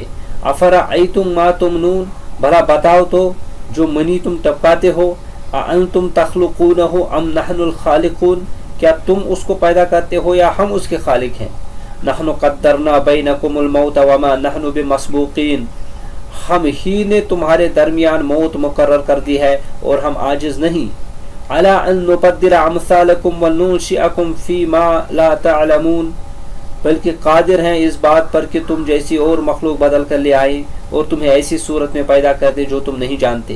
وَلَقَدْ عَلِمْتُمُ النَّشَأَةَ الْأُولَىٰ فَلَوْلَا تَذَكَّرُونَ، اور یقیناً تم پہلی پیدائش کو جان چکے ہو، پھر تم نصیحت کیوں نہیں پکڑتے؟ تفسیر آیات 57 تا 62، قیامت کا ثبوت اور آخرت کی دلیل۔ اللہ تعالیٰ نے آخرت کا ثبوت فراہم کرتے ہوئے اور اس کی تکذیب کرنے والے ان اہل زیغ و الحاد کی تردید کرتے ہوئے فرمایا کہ جنہوں نے یہ کہا تھا اذا متنا وکننا ترابا وعظاما انا لمبعوثون، بھلا جب ہم مر گئے اور مٹی ہو گئے اور ہڈیاں ہی ہڈیاں رہ گئے تو کیا ہمیں پھر اٹھنا ہوگا؟ انہوں نے یہ بات آخرت کی تکذیب اور اس کے وقوع پذیر ہونے کو بعید سمجھتے ہوئے کہی تھی۔ اللہ تعالیٰ نے فرمایا نحن خلقناکم، ہم ہی نے تم کو پیدا کیا ہے، یعنی ہم نے تمہیں اس وقت پیدا کیا جب تمہارا کوئی ذکر تک مذکور نہ تھا، تو کیا وہ ذات پاک جو ابتداءً پیدا کرنے پر قادر ہے وہ دوبارہ پیدا کرنے پر بالأولی قادر نہیں ہے؟ پھر فرمایا فلولا تصدقون، تو تم دوبارہ اٹھنے کی کیوں تصدیق نہیں کرتے، یعنی تم موت کے بعد دوبارہ جی اٹھنے کو تسلیم کیوں نہیں کرتے؟ پھر اللہ تعالیٰ نے انہیں دلیل دیتے ہوئے فرمایا افرأیتم ما تمنون اانتم تخلقونہ ام نحن الخالقون، دیکھو تو کہ جس نطفے کو تم عورتوں کے رحم میں ڈالتے ہو، کیا تم اس سے انسان کو پیدا کرتے ہو یا ہم پیدا کرتے ہیں؟ یعنی کیا تم اس سے رحموں میں برقرار رکھتے ہو اور اس سے رحموں میں پیدا کرتے ہو، یا یہ اللہ سبحانہ و تعالیٰ کا ہے جو خالق ہے؟ پھر فرمایا نحن قدرنا بینکم الموت، ہم ہی نے تم میں مرنا ٹھہرا دیا ہے، یعنی موت کو تمہارے ہاں جاری کر دیا ہے۔ ضحاک کہتے ہیں کہ اس کے معنی یہ ہیں کہ موت کے اعتبار سے اہل آسمان و زمین سب برابر ہیں۔ وما نحن بمسبوقین، یعنی ہم اس بات سے عاجز نہیں ہے کہ علی ان نبدل امثالکم، ہم بدل کر تمہاری طرح کے اور لوگ تمہاری جگہ لے آئے کہ قیامت کے دن تمہاری تخلیق کو بدل دے، وننشئکم فی ما لا تعلمون، اور تم کو اس صورت میں پیدا کر دیں جس کو تم جانتے نہیں، یعنی ایسی صفات و احوال میں جن کو تم جانتے نہیں ہو پیدا کر دیں۔ پھر فرمایا وَلَقَدْ عَلِمْتُمُ النَّشَأَةَ الْأُولَىٰ فَلَوْلَا تَذَكَّرُونَ، اور البتہ تحقیق ہم نے پہلی پیدائش تو جان ہی لی ہے، پھر تم سوچتے کیوں نہیں؟ یعنی تم خوب جانتے ہو کہ اللہ جل شانہ نے تمہیں پیدا فرمایا ہے حالانکہ تمہارا ذکر تک مذکور نہ تھا۔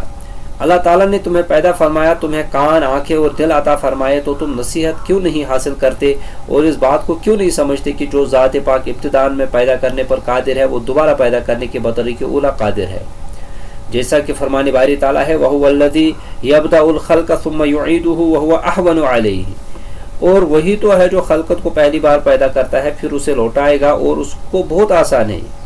اور فرمایا اولا یذکر الانسان انا خلقناہ من قبل ولم یک شیئا، کیا انسان یاد نہیں کرتا کہ ہم نے اس کو پہلے بھی تو پیدا کیا تھا اور وہ کوئی چیز بھی نہ تھا۔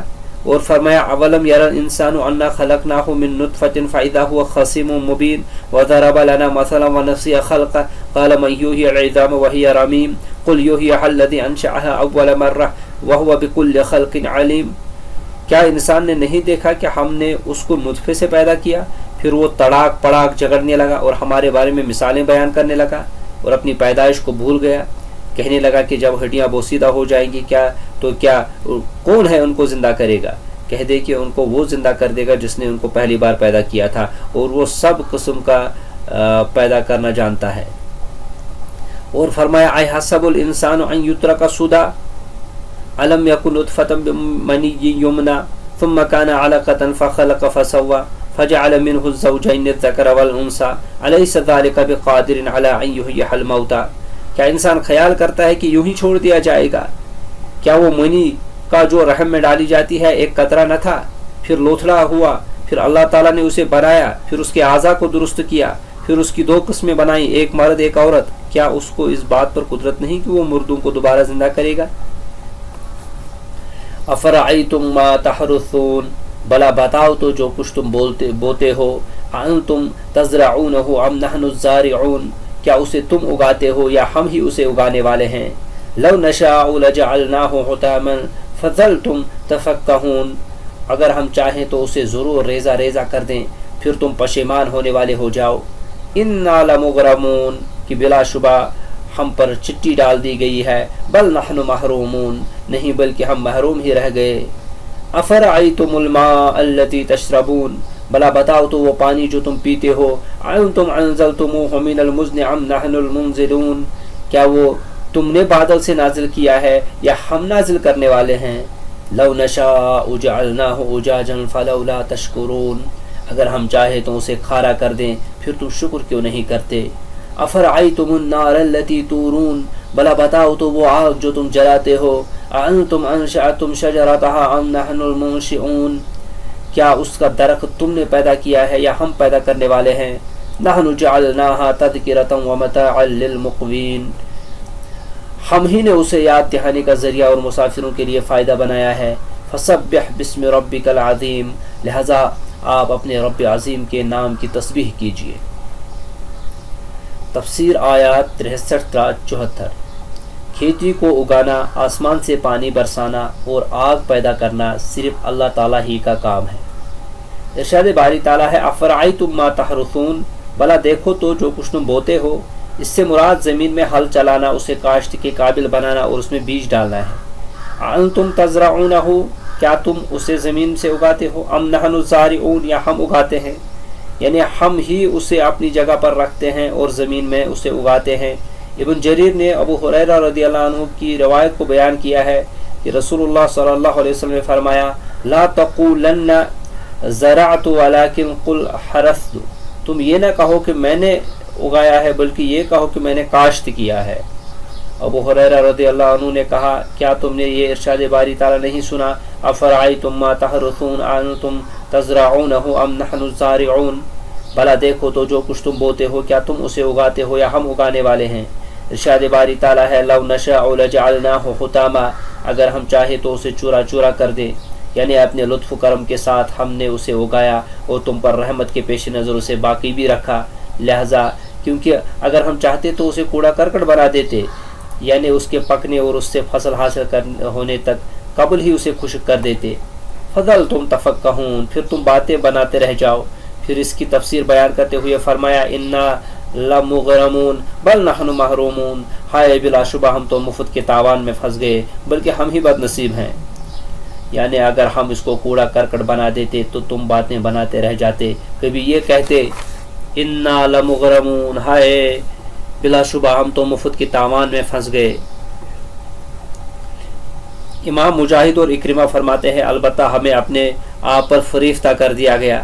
قتادہ کہتے ہیں کہ اس کے معنی یہ ہیں کہ یہ ہمیں عذاب دیا گیا، اور کبھی یہ کہتے بل نحن محرومون، نہیں ہم بلکہ محروم ہی رہ گئے۔ اکرمہ کہتے ہیں فضلتم تفقہون کے معنی یہ ہیں کہ تم ایک دوسرے کو ملامت کرنا شروع کر دیتے۔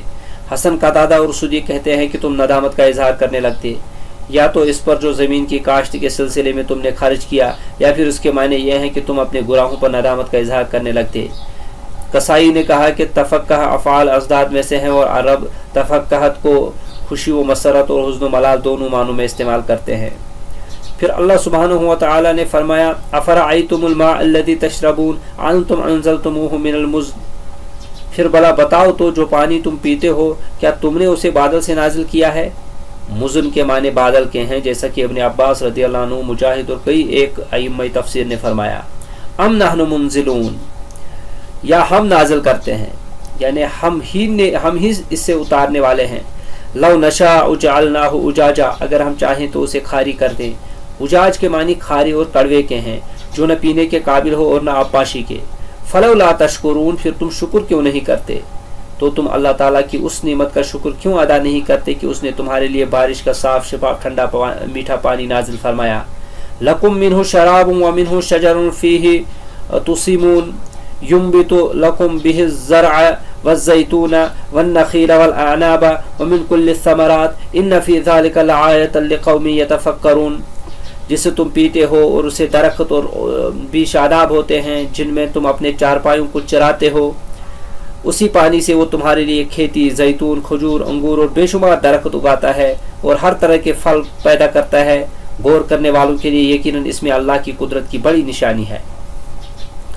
پھر فرمایا افرأیتم النار التی تورون، پھر بھلا دیکھو تو جو آگ تم درخت سے جلاتے ہو، جسے تم چکماک سے نکالتے ہو، اانتم انشأتم شجرتها ام نحن المنشئون، کیا تم نے اس کے درخت کو پیدا کیا یا ہم پیدا کرتے ہیں؟ ہم ہی نے اسے اس کی جگہ پر کھڑا رکھا ہوا ہے۔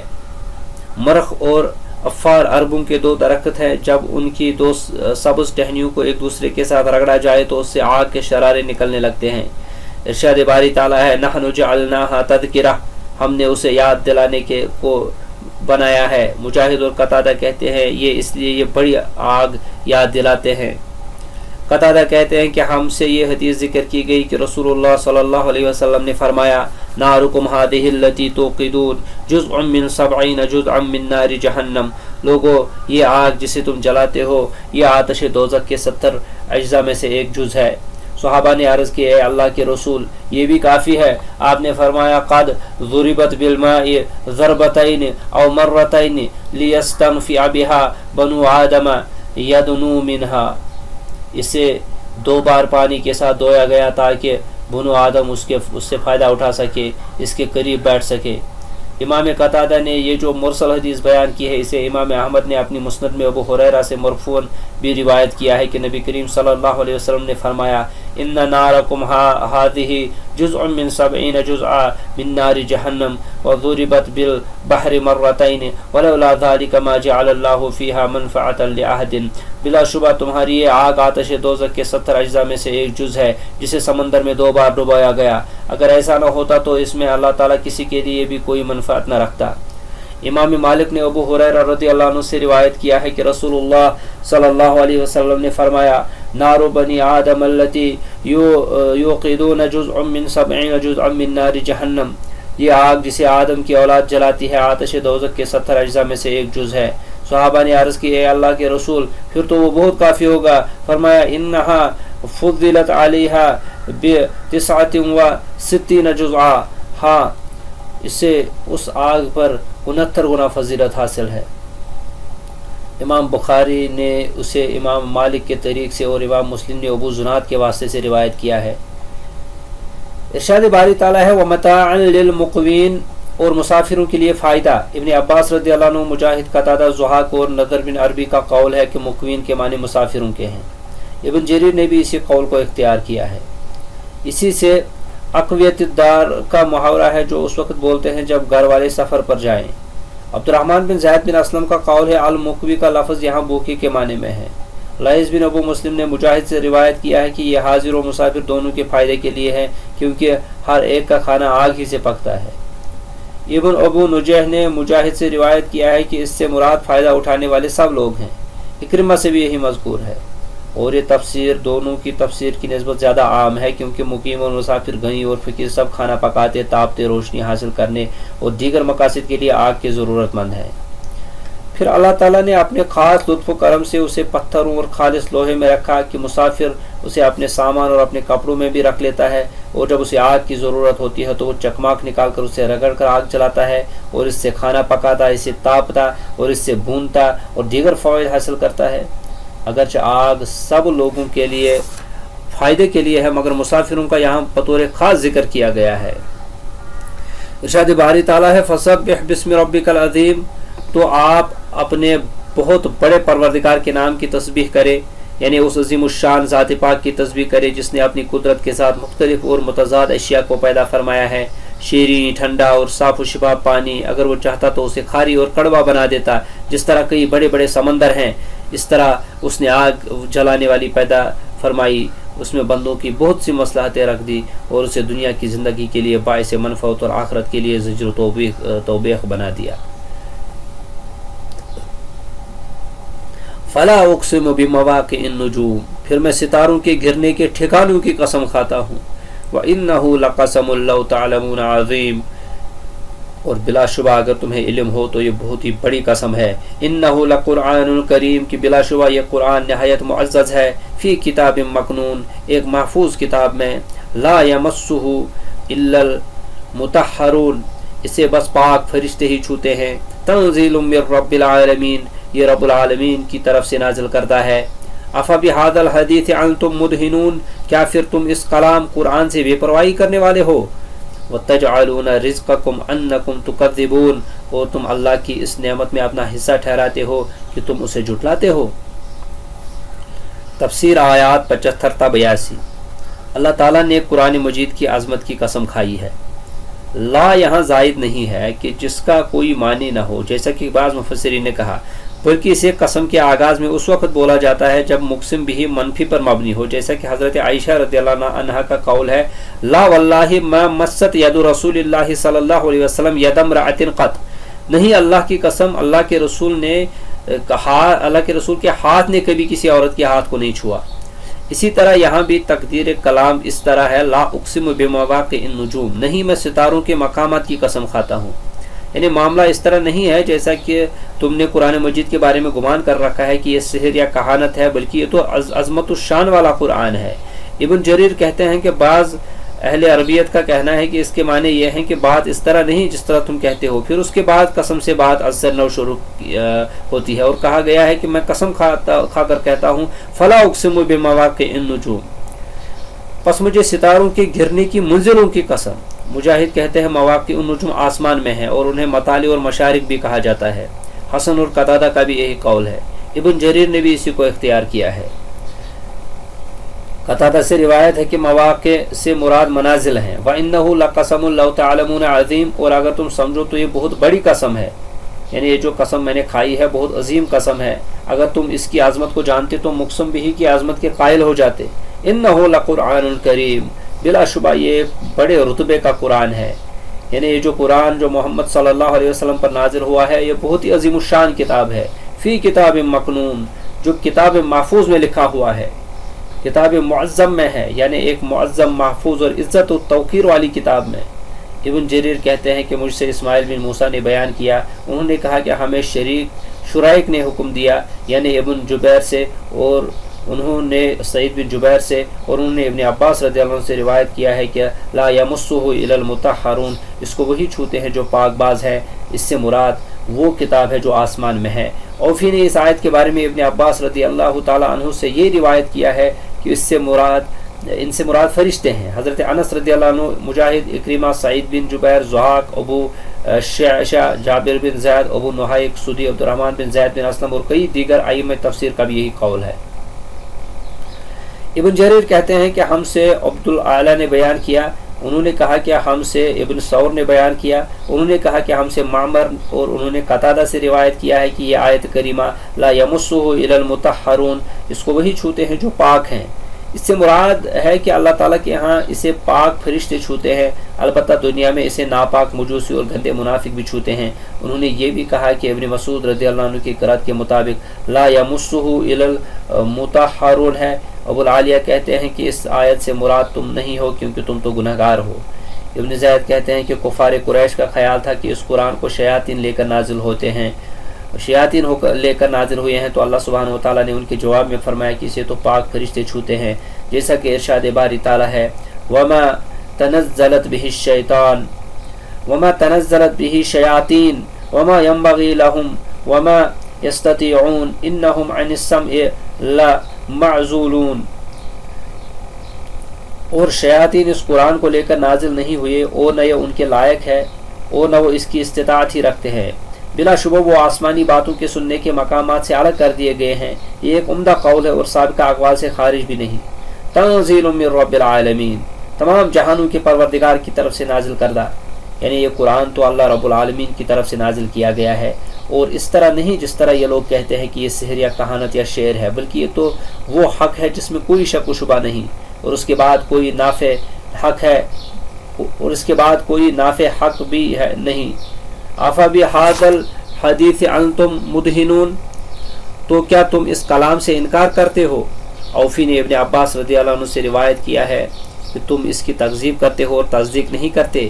ضحاک، ابو حزرہ اور سری کا بھی یہی قول ہے۔ مجاہد کہتے ہیں مدہنون کے معنی یہ ہیں کہ تم چاہتے ہو کہ مداہنت سے کام لو اور ان کی طرف مائل ہو جاؤ۔ وَتَجْعَلُونَ رِزْقَكُمْ أَنَّكُمْ تُكَذِّبُونَ، اور اپنا وظیفہ یہ بناتے ہو کہ اسے جٹلاتے ہو۔ بعض نے کہا کہ اس کے معنی یہ ہیں کہ بجائے اس کے کہ تم اللہ کا شکر ادا کر دو، تم اس کی تکذیب کرتے ہو۔ حضرت علی رضی اللہ عنہ اور ابن عباس رضی اللہ عنہ سے مروی ہے کہ انہوں نے اس آیت کریمہ کو اس طرح پڑھا ہے وَتَجْعَلُونَ شُكْرَكُمْ أَنَّكُمْ تُكَذِّبُونَ۔ ابن جریر نے اپنی سند کے ساتھ ابن عباس رضی اللہ عنہ سے روایت کیا ہے کہ جب بھی کسی قوم پر بارش ہوتی ہے تو ان میں سے بعض لوگ کافر ہو جاتے ہیں اور کہتے ہیں کہ فلاں فلاں ستارے کی وجہ سے بارش ہوتی ہے، اور ابن عباس رضی اللہ عنہ نے پڑھا وَتَجْعَلُونَ شُكْرَكُمْ أَنَّكُمْ تُكَذِّبُونَ۔ ابن عباس رضی اللہ عنہ تک اس روایت کی سند صحیح ہے۔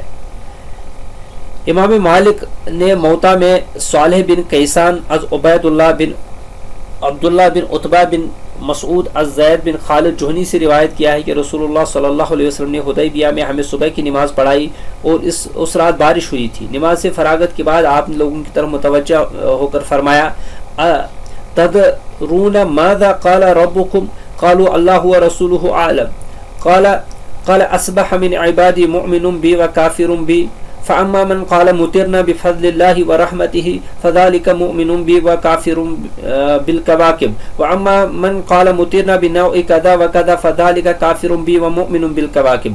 کیا تمہیں معلوم ہے کہ تمہارے رب نے کیا فرمایا ہے؟ صحابہ کرام نے عرض کی اللہ تعالیٰ اور اس کا رسول بہتر جانتے ہیں۔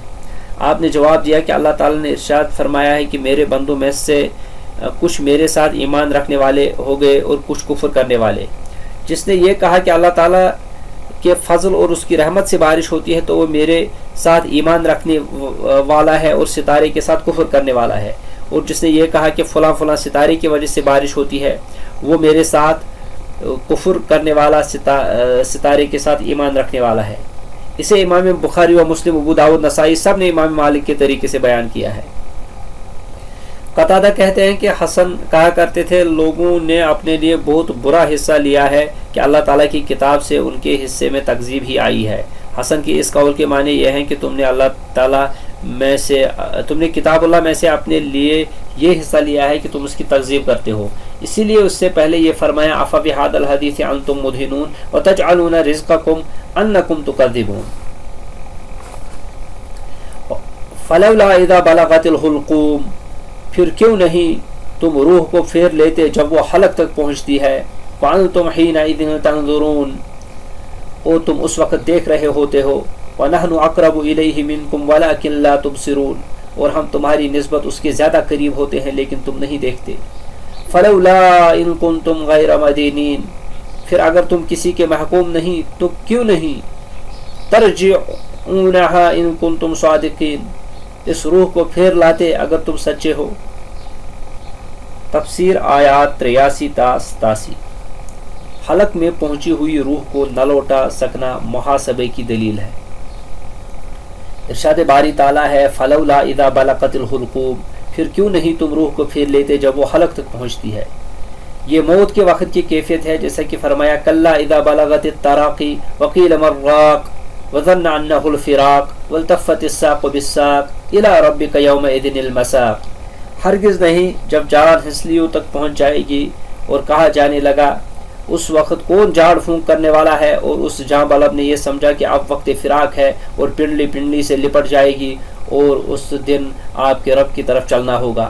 اسی لیے فرمایا وَأَنْتُمْ حِينَئِذٍ تَنظُرُونَ، اور تم اس وقت کی حالت کو دیکھا کرتے ہو لیکن تم ان فرشتوں کو نہیں دیکھ رہے ہوتے، جیسا کہ دوسری آیت میں فرمایا وَهُوَ الْقَاهِرُ فَوْقَ عِبَادِهِ وَيُرْسِلُ عَلَيْكُمْ حَفَظَةً حَتَّى إِذَا جَاءَ أَحَدَكُمُ الْمَوْتُ توفته رسلنا وهم لا يفرطون ثم ردوا إلى الله مولاهم الحق ألا له الحكم وهو أسرع الحاسبين۔ وہ اپنے بندوں پر غالب ہے اور تم پر نگہبان فرشتے بھیجتا ہے، یہاں تک کہ جب تم میں سے کسی کو موت آتی ہے تو ہمارے فرشتے اس کو فوت کر لیتے ہیں اور کسی طرح کی کوتاہی نہیں کرتے۔ پھر قیامت کے دن تمام لوگ اپنے مالک کے برحق اللہ تعالیٰ کے پاس واپس بلائے جائیں گے۔ سن لو کہ حکم اسی کا ہے اور وہ بہت جلد حساب لینے والا ہے۔ پھر فرمایا فلولا ان کنتم غیر مدینین ترجعونها، پس اگر تمہیں یقین ہے کہ تم کوئی جزا و سزا نہیں دی جانے والی تو روح کو لوٹا کیوں نہیں لیتے؟ معنی یہ ہے کہ اس روح کو جو حلق تک پہنچی ہے اس کو پہلی جگہ پر یعنی جسم میں اس کو اس کے مقام پر واپس کیوں نہیں لوٹا دیتے اگر تم تصدیق کرنے والے نہیں ہو۔ سعید بن جبیر حسن بصری نے کہا کہ اس آیت کے معنی یہ ہیں کہ اگر تم اس بات کی تصدیق نہیں کرتے کہ تم سے حساب لیا جائے گا، تمہیں دوبارہ اٹھایا جائے گا اور تمہیں سزا دی جائے گی تو اس روح کو واپس لوٹا کر دکھاؤ۔ مجاہد کہتے ہیں غیر مدینین کے معنی یہ ہیں کہ اگر تم یقین کرنے والے نہیں ہو۔ فَأَمَّا إِن كَانَ مِنَ الْمُقَرَّبِينَ، پس لیکن اگر وہ مردہ مقربین میں سے ہو، فَرَوْحٌ وَرَيْحَانٌ وَجَنَّةُ نَعِيمٌ، تو اس کے لیے راحت اور خوشبو اور نعمتوں والا باغ ہے۔ وَأَمَّا إِن كَانَ مِنْ أَصْحَابِ الْيَمِينَ، لیکن اگر وہ اصحاب یمین میں سے ہوا، فَسَلَامٌ لَكَ مِنْ أَصْحَابِ الْيَمِينَ، تو کہا جائے گا تیرے لیے سلامتی ہے کیونکہ تو اصحاب یمین میں سے ہے۔ وَأَمَّا إِن كَانَ مِنَ الْمُكَذِّبِينَ الضَّالِّينَ، اور اگر لیکن وہ تکذیب کرنے والے گمراہوں میں سے ہوا، فَنُزُلٌ مِّنْ حَمِيمٍ، تو اس کی مہمانی کھولتے پانی سے ہوگی۔ وَتَصْلِيَةُ الْجَحِيمِ، اور اسے جہنم میں داخل کیا جانا ہے۔ إِنَّ هَذَا لَهُوَ حَقُّ الْيَقِينِ، بلا شبہ یہی ہے وہ سچ جو یقینی ہے۔ فَسَبِّحْ بِاسْمِ رَبِّكَ الْعَظِيمِ، لہذا آپ اپنے رب عظیم کے نام کی تسبیح کیجیے۔ تفسیر آیات 88 تا 96۔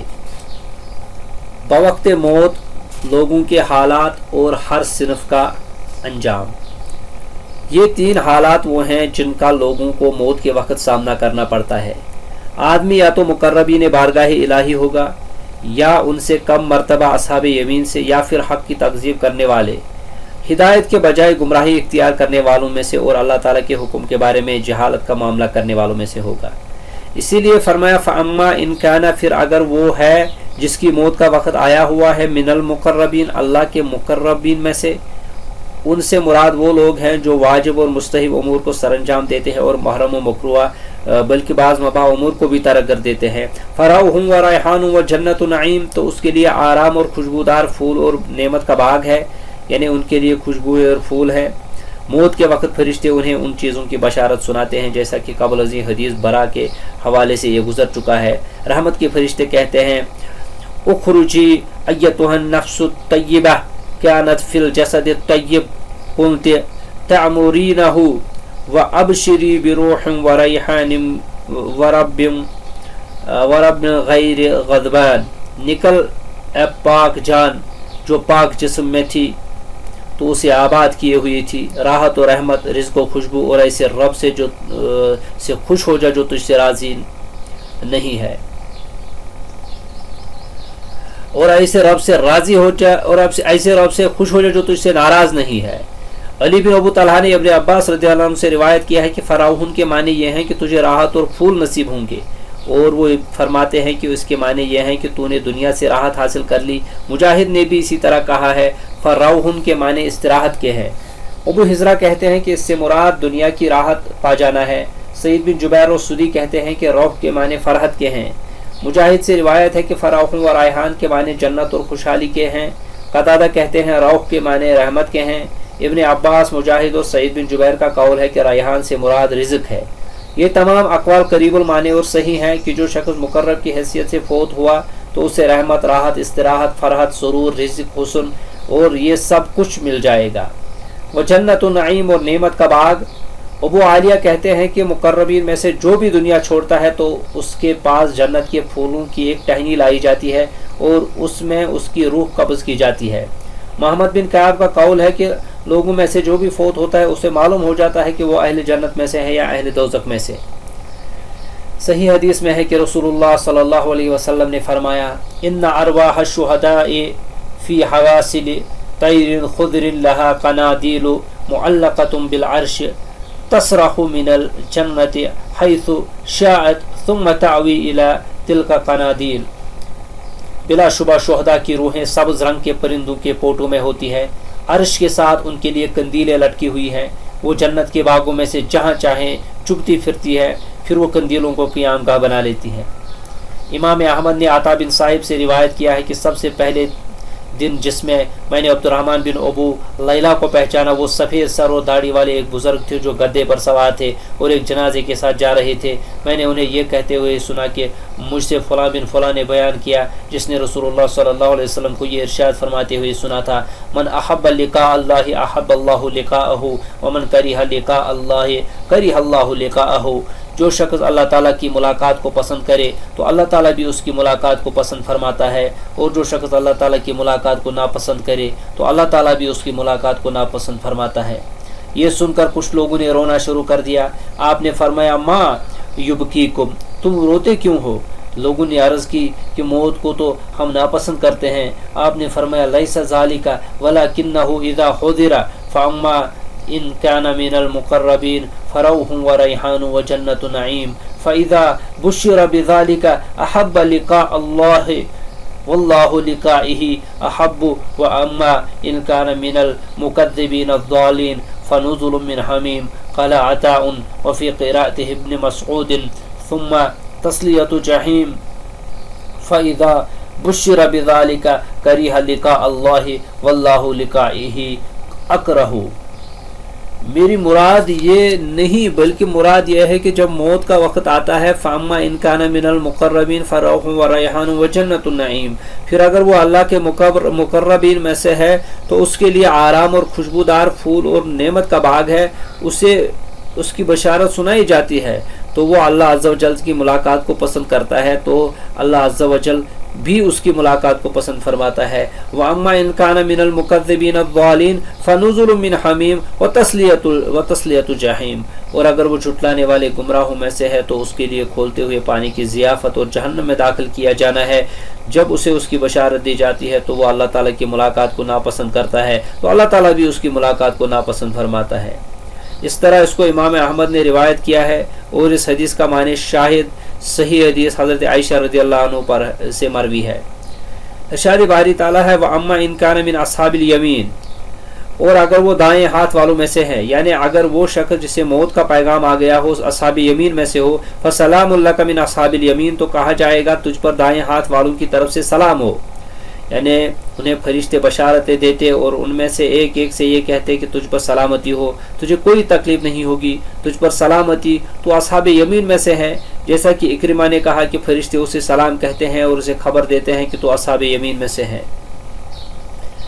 یہ بہت اچھا مفہوم ہے، جیسا کہ ارشاد باری تعالیٰ ہے، ان الذين قالوا ربنا الله ثم استقاموا تتنزل عليهم الملائكة الا تخافوا ولا تحزنوا وابشروا بالجنة التي كنتم توعدون نحن اولياؤكم في الحياة الدنيا وفي الآخرة ولكم فيها ما تشتهي انفسكم ولكم فيها ما تدعون نزلا من غفور رحيم۔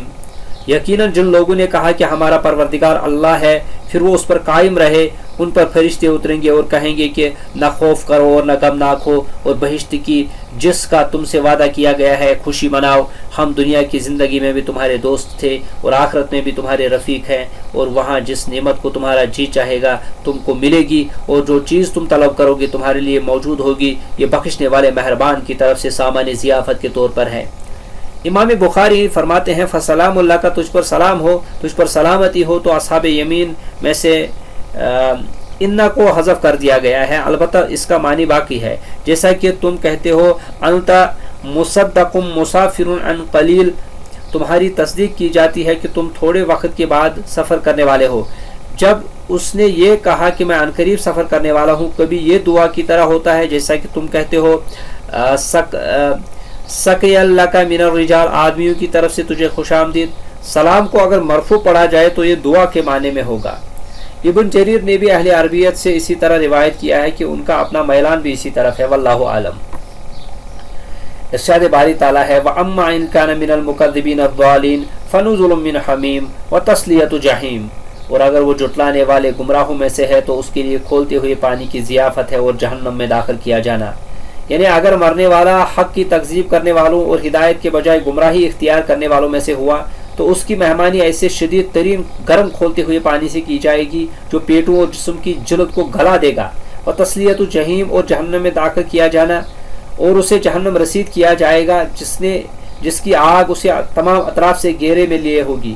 پھر فرمایا ان ھذا لہو حق الیقین، بلا شبہ یہ داخل کیا جانا یقیناً قطعی حق ہے، یعنی یہ خبر حق الیقین ہے جس میں کوئی شک نہیں اور نہ اس سے کوئی بھاگ سکے گا۔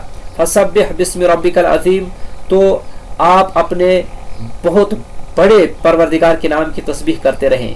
حضرت جابر رضی اللہ عنہ سے روایت ہے کہ رسول اللہ صلی اللہ علیہ وسلم نے فرمایا کہ جس نے کہا سبحان اللہ العظیم و بحمدہ غرست لہ نخلۃ فی الجنہ، اللہ بزرگ و برتر پاک ہے اور تعریف اسی کے لیے ہے، اس کے لیے جنت میں کھجور کا ایک درخت لگا دیا جاتا ہے۔